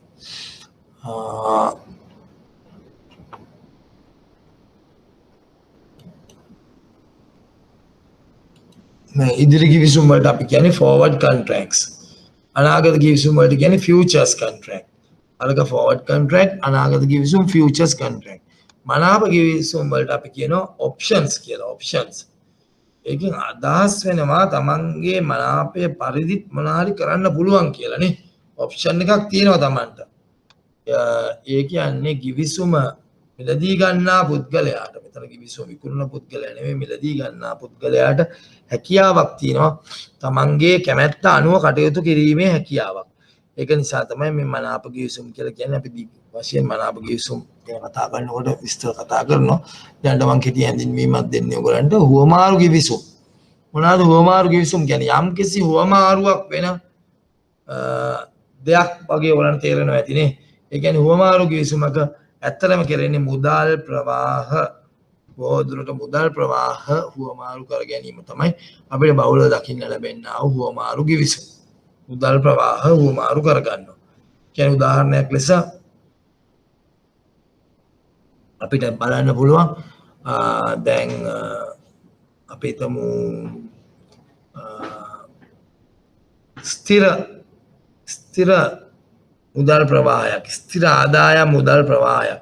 ඒ කියන්නේ හැම වෙලේම වෙනස් වෙන්නේ. ඒ මුදල් ප්‍රවාහය අපිට මාසපතා කියලා මාසපතා 10 නම් 10ම තමයි ස්ථිර මුදල් ප්‍රවාහයක්. ඒක එළියට යන මුදල් ප්‍රවාහයක් වෙන්න පුළුවන් අපේ ආයතනයේ හෝ එහෙම නැත්නම් මේ ඇතුළට එන සමාගම ඇතුළට එන මුදල් ප්‍රවාහයක් වෙන්න පුළුවන්. ඒතර මේ මුදල් ප්‍රවාහ වර්ග දෙකක් විශේෂයෙන්ම දැන් අනිත් පැත්තේ තියෙන්න පුළුවන් වෙනස් වෙන ඒවා. ඒ කියන්නේ ඒ වාගේ පොලි අනුපාතය සකසගෙන තියෙන්නේ තවත් වෙනස් වෙන සුළු පොලි අනුපාතයක් සහිත එහෙම නැත්නම් ආදායමක් සහිත උපකරණයකට. එතකොට ෆ්ලෝටිං රේට්. ඒතර මේවා වෙනස් වෙනවා. ඒතර මේ මුදල් ප්‍රවාහය එක පැත්තකින් අපිට ස්ථිර ආදායම් එකක් තියෙනවා, තව පැත්තකින් තියෙනවා වෙනස් වෙන සුළු. එහෙම නැත්නම් ෆ්ලෝටිං රේට්. මේ මුදල් ප්‍රවාහ හුවමාරු කර ගැනීම. හුවමාරු කිවිසුමක්. එක හුවමාරු කිවිසුම වර්ගයක් මේ මම අතන පැහැදිලි කරේ. එසේ හුවමාරු කර ගැනීම හුවමාරු කිවිසුමක්. ඉතින් මේ වගේ ඉදිරි කිවිසුම්, අනාගත කිවිසුම්, මනාප කිවිසුම්, හුවමාරු කිවිසුම් කියලා අපේ කිවිසුම් වර්ග හතරක් තියෙනවා. මේ හතර ඉගෙන ගැනීම තමයි අපේ ව්‍යුත්පන්න පාඩමේදී බලාපොරොත්තු වෙන්නේ. ඉතින් ව්‍යුත්පන්න අමාරු නෑ. සමහරක් අවස්ථාවලදී අපේ ඉගෙන ගන්න ළමයි හිතනවා ව්‍යුත්පන්න අමාරු පාඩමක් කියලා. එහෙම අමාරු තත්ත්වයක් නෑ. ව්‍යුත්පන්න ඇත්තටම ලේසි පාඩමක්. කිව්වොත් පැහැදිලි. මොකද කරුණු අපිට තියෙන්නේ මේ කිවිසුම් වර්ග හතර තමයි අපිට ඉගෙන ගන්න තියෙන්නේ. මේ කිවිසුම් වල දැන් අපි ගත්තොත් සැබෑ වෙළඳ පොලේ මේ කිවිසුම් වල ගොඩාක් විවිධාකාර වූ කිවිසුම් වර්ග තියෙනවා. දැන් ඉදිරි කිවිසුම යටතේ එක විදිහේ ඉදිරි කිවිසුම් තියෙන පුළුවන්. අනාගත කිවිසුමුත් ඒ වගේ.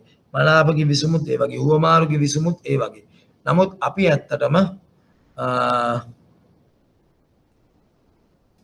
ඒ ගොඩාක් විවිධ වර්ග කීපයක් කරනවා අපි විභාගයට අදාළ ගොඩාක් සංකීර්ණ වර්ග වලට අපි යන්නේ නැහැ මෙතනදී.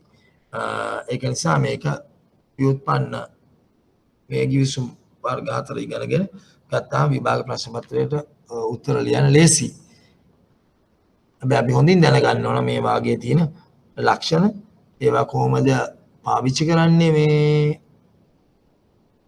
අපේ පරස්පරයට එහෙම නැත්නම් සමපේක්ෂණයට එහෙම නැත්නම් අපි කරන හෙජින් ඒ කියන්නේ ආවරණයට පාවිච්චි කරන්නේ කොහොමද? එතකොට මේ වාගේ තියෙන මේ වගේ කිවිසුම් වලින් අපිට අයින් කර ගන්න පුළුවන්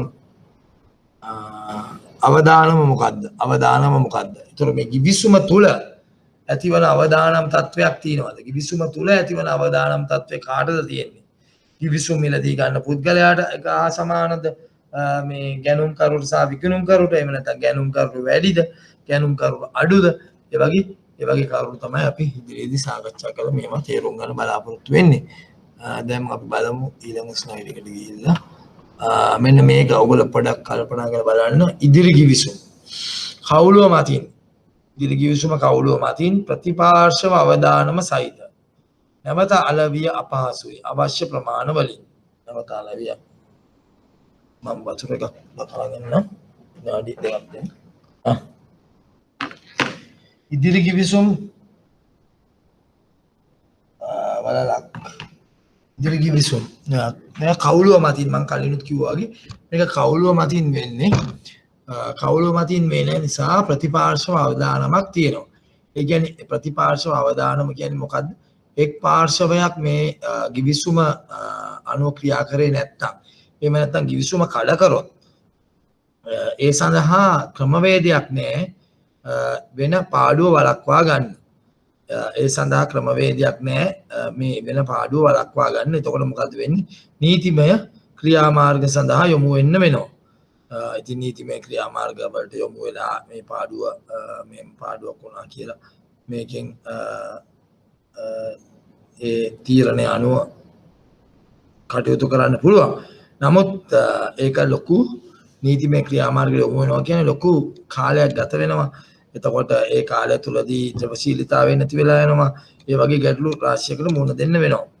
හැබැයි ඉදිරි කිවිසුමේ තියෙන වාසියක් තමයි අවශ්‍ය ප්‍රමාණ වලින් කරන්න පුළුවන්. ඒ කියන්නේ දැන් දෙන්නේ අතර ඇති කරගන්නේ දෙන්න මුණ ගැහිලානේ.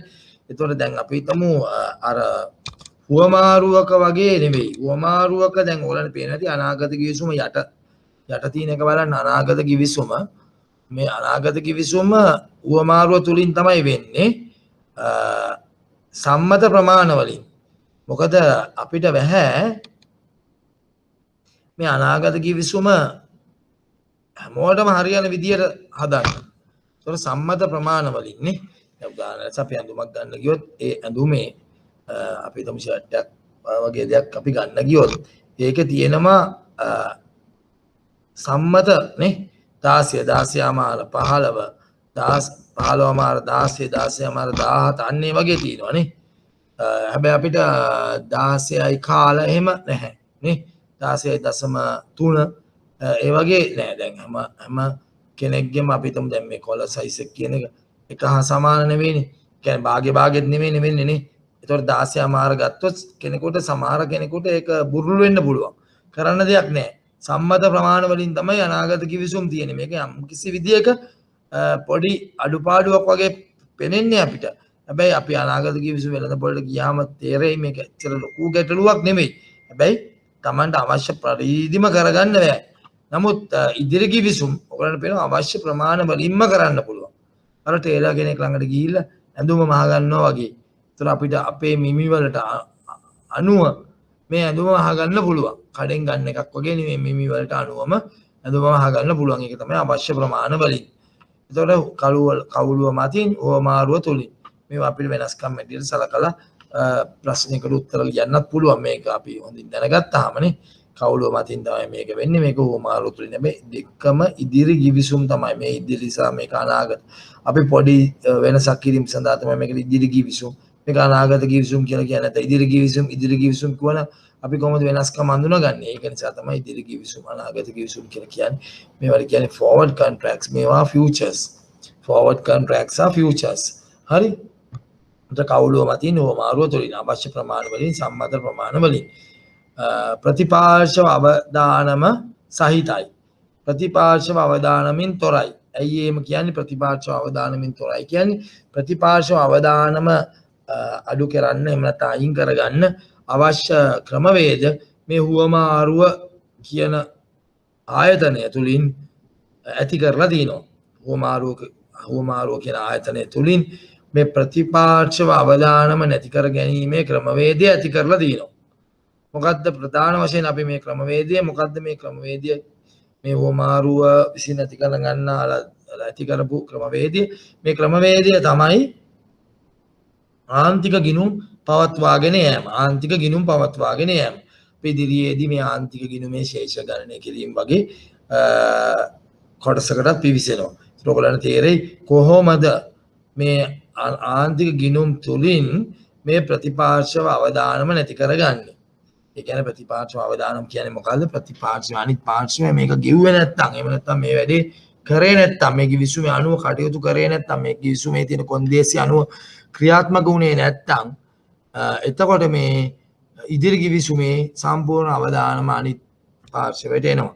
නමුත් අනාගත කිවිසුම තුළ හුවමාරු විසින් පවත්වාගෙන යන ආන්තික ගිණුම් තුලින් මේ පාඩුව නැති කර ගන්නවා. නැවත අලවිය අපහසු ඉදිරි කිවිසුම. ඇයි? ගැටලු කීපයක් තියෙනවා. අනාගත කිවිසුම නම් නැවත අලවිය අපහසු නැහැ. ද්විතීයික වෙළඳ පොලක ක්‍රියාකාරීත්වයට භාජනය වෙන නිසා. ඒ කියන්නේ අනාගත කිවිසුම් සඳහා ද්විතීයික වෙළඳ පොලක් තියෙනවා. මූල්‍ය වෙළඳ පොළ තුල ද්විතීයික වෙළඳ පොලක් අනාගත කිවිසුම් සඳහා තියෙනවා. එතකොට මේ ද්විතීයික වෙළඳ පොළට තිබීමේ පහසුව තමයි මිලක් තියෙනවා. ද්විතීයික වෙළඳ පොළ පැවතීම නිසා මේ උපකරණය සඳහා මිලක් අපිට ලබා ගන්න පුළුවන් ද්විතීයික වෙළඳ පොළෙන්. නැත්තම් මොකද වෙන්නේ? අපි දන්නේ මිල කීයද? මේ කිවිසුම් වල මිල කීයද? දැන් මිල කීයද? ගත්තා යම් කිසි මිලකට. නමුත් දැන් මිල කීයද? අපි දන්නේ නැහැ. ඒතකොට දැන් ඉදිරි කිවිසුමේ මොකද වෙන්නේ? ද්විතීයික වෙළඳ පොළක් නැහැ ඉදිරි කිවිසුම් වලට. ඒක නිසා නැවත අලවිය අපහසුයි. නැවත අලවිය අපහසු වගේම ගැටලුව තියෙන්නේ අලවිකරුවන් සොයා ගැනීම අපහසුයි. ඒක තමයි නැවත විකිණීම අපහසු වෙන්නේ. නමුත් ඊට අමතරව තව ප්‍රශ්නයක් තියෙනවා. අපි අලවිකරුවෙක් හිටියත් මේකේ මිල නිර්ණය කර ගැනීම යම් කිසි අමාරු කාර්යයක් ඒ කියන්නේ මිලක් නැහැනේ වෙළඳපොළ මිලක් නැහැ මිලක් නැති නිසා මිල නිර්ණය කර ගැනීම අපහසුයි එතකොට මොකද වෙන්නේ අපි ගණනය කිරීමක් කළා දෙපාර්ශ්වය එකඟ වෙන්න ඕන මේ මිලට තමයි අපි ගන්නෙ මේ මිලට තමයි අපි විකුණන්නේ කියලා ඒ දෙගොල්ලෝ කැමති වෙන්න ඕන. ඉතින් මෙහෙම කැමති වීම සඳහා යම් යම් ක්‍රමවේදයක් අනුගමනය කරලා ඒ අනුව කරන්න ඕන. එතකොට මේකේ නැමත විකිණීම යම් කිසි විදියක ගැටලු සහගත තත්වයක තියෙන්නේ. නැවත විකිණීම අලෙවි අපහසුයි. බොහෝදුරට අපහසුයි. ඉදිරි කිවිසුම් නැවත අලෙවි අපහසුයි. නමුත් අනාගත කිවිසුම් වලට වෙළඳ පොළක් තියෙනවා. ද්විතීයික වෙළඳ පොළක් සහ එම ඒ සඳහා මිලක් තියෙනවා. ඒ කියන්නේ අනාගත කිවිසුම් සඳහා මිල තීරණය කරනවා මේ ද්විතීයික වෙළඳ පොළේ. ඉතින් මේවා තමයි මේ කරුණු මේ මෙතන මේ හතරක් තියෙනවා. ඉතින් අපි ගත්තොත් ඉදිරි කිවිසුමක් අපිට ගන්න පුළුවන් මේ නැවත අලෙවි අපහසු නිසා ද්‍රවශීලීතාවය ඊට අඩු මට්ටමක තියෙන ඉදිරි කිවිසුමක්.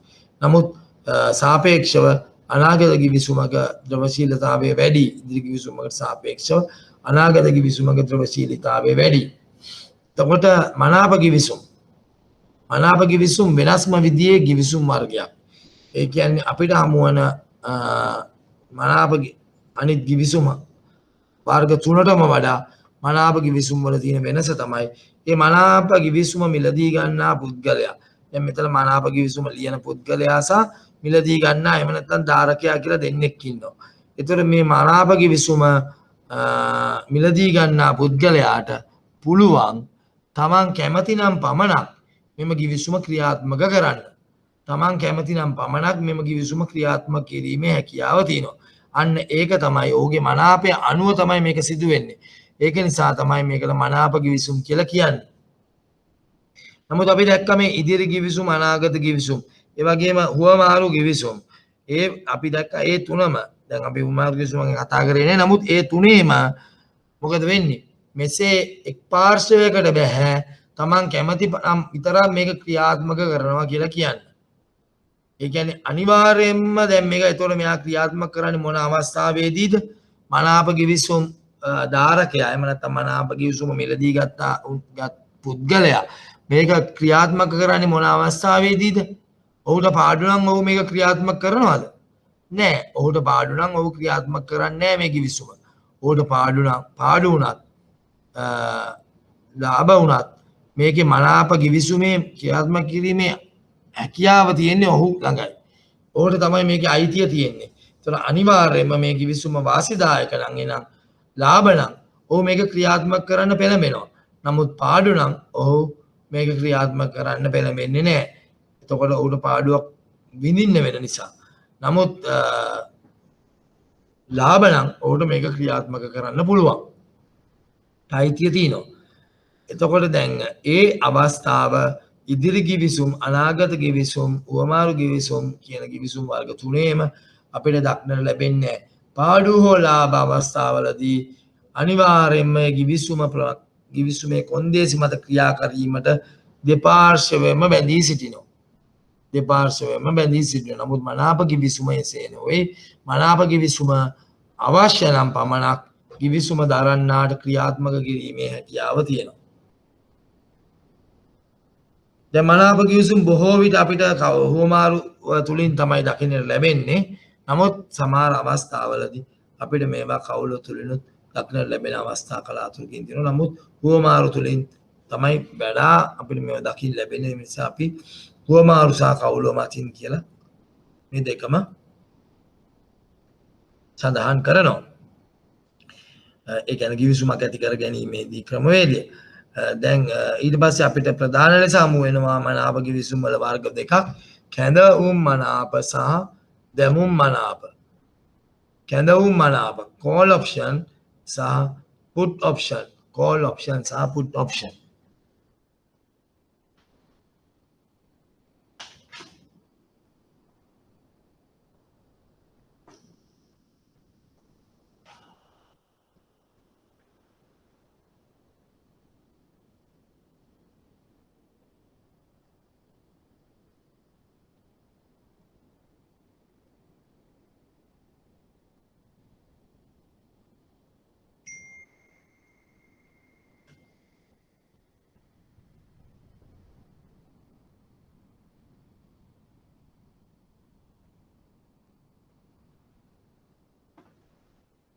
ප්‍රධාන වර්ග දෙක call option සහ put option. ඒ කියන්නේ කැඳවුම් මනාප සහ දැමුම් මනාප call option put option. ඊට පස්සේ අපි යනවා හුවමාරු givisum. දැන් අපි මේවා විස්තර සහිතව එක එක මාතෘකාව යටතේ ඩිස්කස් කරනවා. දැන් මම මේ ඔයගොල්ලන්ට හඳුන්වීමක් දෙන්නේ. හුවමාරු givisum. මේක කවුළුව මතින් තමයි වෙන්නේ. ප්‍රතිපාර්ශ්ව අවදානම තියෙනවා. මොකද කවුළුව මතින් වෙන නිසා ප්‍රතිපාර්ශ්ව අවදානම තියෙනවා. මුදල් ප්‍රවාහ හුවමාරු වෙන්නේ. මුදල් ප්‍රවාහ තමයි හුවමාරු වෙන්නේ. මම කලින් කිව්වා ඒ වගේ මුදල් ප්‍රවාහ හුවමාරු වෙනවා. එතකොට අපිට මේ මුදල් ප්‍රවාහ මොන වගේද අපිට පුළුවන් පාවෙන මුදල් ප්‍රවාහයක් සඳහා ස්ථිර මුදල් ප්‍රවාහයක් හුවමාරු කරගන්න. දැන් මම කැමති නෑ පාවෙන මුදල් ප්‍රවාහයකට. නමුත් මට ලැබෙනවා පාවෙන මුදල් ප්‍රවාහයක්. මම ඒක වෙන කෙනෙකුට දීලා යාගෙන් ස්ථිර මුදල් ප්‍රවාහයක් ගන්නවා. අන්න ඒ වගේ තමයි මේ givisum. ඒතර මේක ප්‍රතිපාර්ශ්ව අවදානම තියෙන හැම වෙලේම කල්පිරීමට පෙර නිම කිරීමේ අපහසුව තියෙනවා. මේකේ පොඩි ගැටලුවක් තියෙනවා. ඒ කියන්නේ කල්පිරීම පෙර නිම කරන්න අපහසුයි. කවුළුව මතින් වෙන නිසා ඇත්තටම මේක දැන් මේකට ද්විතීයික වෙළඳපොළ තරම්ම නැහැ. ද්විතීයික වෙළඳපොළක් නැහැ හොඳ. ඒක නිසා තමයි මේ කල්පිරීමට පෙර නිම කිරීමේ අපහසුව තියෙන්නේ. කල්පිරීමට පෙර නිම කිරීමේ අපහසුව ඇති වෙන්නේ අවස්ථාවේදී. ඒතර හොඳට මතක තියාගන්න මේ වර්ග අතර ඉදිරි අනාගත මනාප සහ හුවමාරු givisum. ඉදිරි givisum. මෙම givisum සඳහා හුවමාරුවක් සම්බන්ධ නොවන නිසා ප්‍රතිපාර්ශ්ව අවදානමට මුහුණ දීමට සිදුවේ. ද්විතීයික වෙළඳපොළ ගනුදෙනු අපහසුයි. අතරම ද්විතීයික වෙළඳපොළක් නැහැ.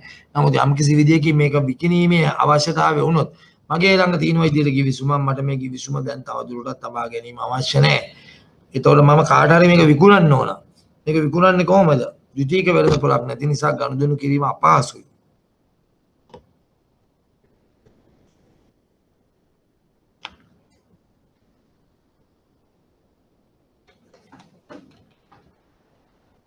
givisum අවසන් කිරීම අදාළ භාණ්ඩය ලබා දීමෙන් හෝ මුදල් ගෙවීම තුළින් සිදු කරන්න පුළුවන්.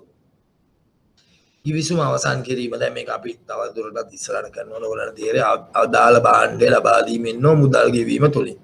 ඒ කියන්නේ අදාළ භාණ්ඩය ලබා දීම කියන්නේ මොකද්ද? දැන් අපි හිතමු උදාහරණයක් ලෙස අපි givisumක් ඇති කර ගන්නවා යම්කිසි මිලකට මේ භාණ්ඩයක් ලබා දෙන්න. ඒ කියන්නේ ඉදිරි givisumක් ඇති කර ගන්නවා යම්කිසි මිලකට මේ භාණ්ඩය ලබා දෙන්න. අපිට මේ භාණ්ඩයේ මිල අපි ලබා දෙන්න යන මිල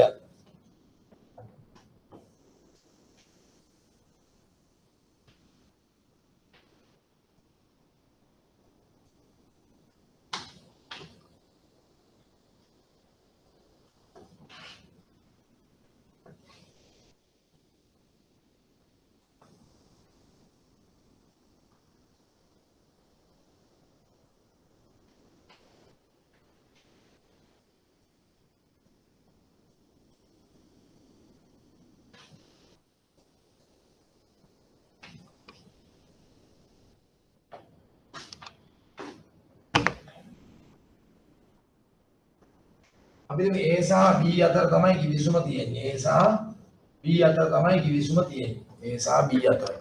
ඒතර මෙතන දැන් ඒ කියන්නේ කවුළුව මතින් සිදුවුණු givisumක්. ද්විතීයික වෙළඳපොළක් මේකට නැහැ. දැන් givisum අවසන් කිරීම දවස එනවා. අපි තුමු A මුදල් ලබා දෙන්න ඕන. අපි තුමු B ගෙන් භාණ්ඩයක් මිලදී ගන්නවා. ඒතර B මේ භාණ්ඩය අපි තුමු යම්කිසි භාණ්ඩයක් මිලදී ගන්නවා. හරි. මේ සඳහා අපි හිතමු A B ට ගෙවන්න ඕන 500ක් කියලා දන්නකො. 500ක් ගෙවන්න ඕන. දැන් මේ විදියට මේ 500 ගෙවලා B භාණ්ඩය ලබා දීම කරනවා. අපි හිතමු මේ භාණ්ඩයේ මිල දැන් B ට මේ භාණ්ඩය නැහැ කියලා දන්නකො. ඒක සිදු වෙනවා දැන් මේ භාණ්ඩයේ මිල ඇත්තටම වෙළඳ පොලේ මේ භාණ්ඩයේ මිල අපි හිතමු රුපියල් 800යි. වෙළඳපොලේ භාණ්ඩයේ මිල 800යි. නමුත් අපි යම්කිසි කලින් දවසකදී A සහ B අතර කිවිසුමක් ඇති කරගත්තා මේ භාණ්ඩය දෙන්න. මම 500ක් දෙන්න. එතකොට මේ භාණ්ඩය අපි යම්කිසි විදිහක අපිට මේක ධාන්‍ය වෙන්න පුළුවන්. ලෝහ වර්ගයක් වෙන්න පුළුවන්. හරි. සමහරක් වෙලාවට සීනි වගේ ද්‍රව්‍ය. සීනි මේව තමයි අපිට මේ ඉදිරි කිවිසුම් වලට මේ පාවිච්චි කරන ගොඩක් මේ භාණ්ඩ. ලෝහ වර්ග, ධාන්‍ය, සීනි මේ වගේ එහෙම නැත්නම් තෙල් ඒ වගේ දේවල් වෙන්න පුළුවන්. ඒත් අපි තුන් මේ ලබා දෙන ප්‍රමාණය ලබා දෙන්නේ යම්කිසි ප්‍රමාණයකට එකඟ වෙනවා. රුපියල් 500යි. රුපියල් 500ක් B ට මම දෙනවා. A දෙනවා B ට 500ක්. B ඒ අදාළ භාණ්ඩයේ ප්‍රමාණය ලබා දෙනවා. නමුත් අපි තුන් මේක තමයි කිවිසුම. නමුත් මේ අවස්ථාවේදී මේ කිවිසුම සම්පූර්ණ කරන්න එන අවස්ථාවේදී වෙළඳපොළ මිල 800යි කියලා හිතන්නකෝ. 800යි වෙළඳපොළ මිල. එතකොට මොකද වෙන්නේ? අතර මේ කිවිසුමින් ඒට ලාභයක් වෙලා තියෙනවා. මේ කිවිසුමට ආපු නිසා ඒට ලාභයක් වෙලා තියෙනවා දැන්. ඒට ලාභය තමයි 300. එතකොට මෙයාට පුළුවන් මේ 500 අරගෙන මේ භාණ්ඩය ලබා දෙන්න. එහෙම නැත්නම් ඊට පුළුවන් භාණ්ඩය ලබා දීමක් නැතුව රුපියල් 300ක්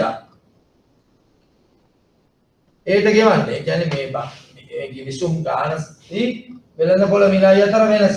කිවිසුමේ ගානයි වෙළඳපොළ මිලයි අතර වෙනස. ඒතර මෙයාට 300 දුන්නාම මේ ඒ කරන්නේ මොකද? තමන් ළඟ තිබුණු 500ක් මේ 300 එකතු කරලා 800ට වෙළඳපොළෙන් ඒ භාණ්ඩය මිලදී ගන්න. උට පාඩුවක් වෙලා නැහැ. උට ලාභයි.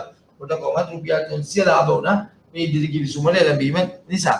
කිවිසුම අවසන් කිරීම අදාළ භාණ්ඩය ලබා දීමෙන් හෝ මුදල් ගෙවීම තුළින් සිදු කළ හැකියි. ඒක තමයි මේකේ තේරුම.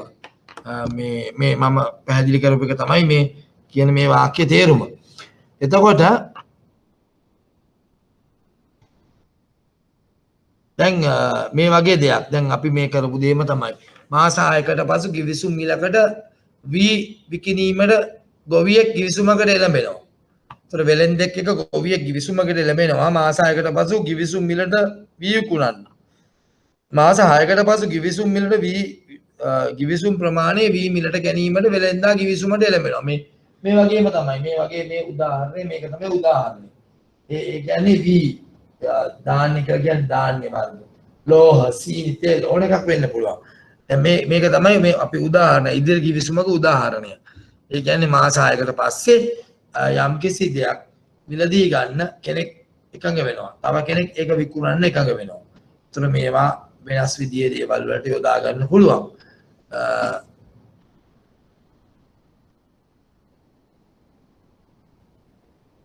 මේදී මාස 6කට පසු කිවිසුම් මිලට වී ලබා දීමෙන් හෝ කිවිසුම් මිලට වී ලබා දීමෙන් හෝ 500ට වී ලබා දීමට හෝ කිවිසුම කල්පිරණ දින වෙළඳපොළ වී මිල අතර වෙනස පියවීමෙන් ලබා දීමෙන් හෝ කිවිසුම් මිල සහ කිවිසුම කල්පිරණ දින වෙළඳපොළ වී මිල අතර වෙනස පියවීමෙන් කිවිසුම අවසන් වේ. කල්පිරණ දින අර වෙළඳපොළ මිල 800යි. කිවිසුම් මිල 500යි. රුපියල් 300ක් ගෙවලා අවසන් කරන්නත් පුළුවන්.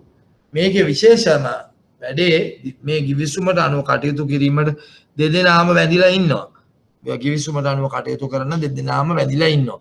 හැබැයි වැඩේ තියෙන්නේ මේ කිවිසුම කෙනෙක් කඩ කරොතින් මේ කිවිසුමේ අපි කියනවා ඒ කඩ කිරීමට කියනවා ප්‍රතිපාර්ශ්ව අවදානම තියෙනවා. ප්‍රතිපාර්ශ්ව අවදානම තියෙනවා. ඒත් මේ කිවිසුම කඩ කරොත් ඒ වෙන පාඩුව වළක්වා ගත හැකි ක්‍රමවේදයක් මේ කිවිසුම තුල නැහැ. මේ කිවිසුම තුල නැහැ. මොකද මේ කිවිසුම ඇවිල්ලා මොකද්ද කරන්නේ? මේ කිවිසුම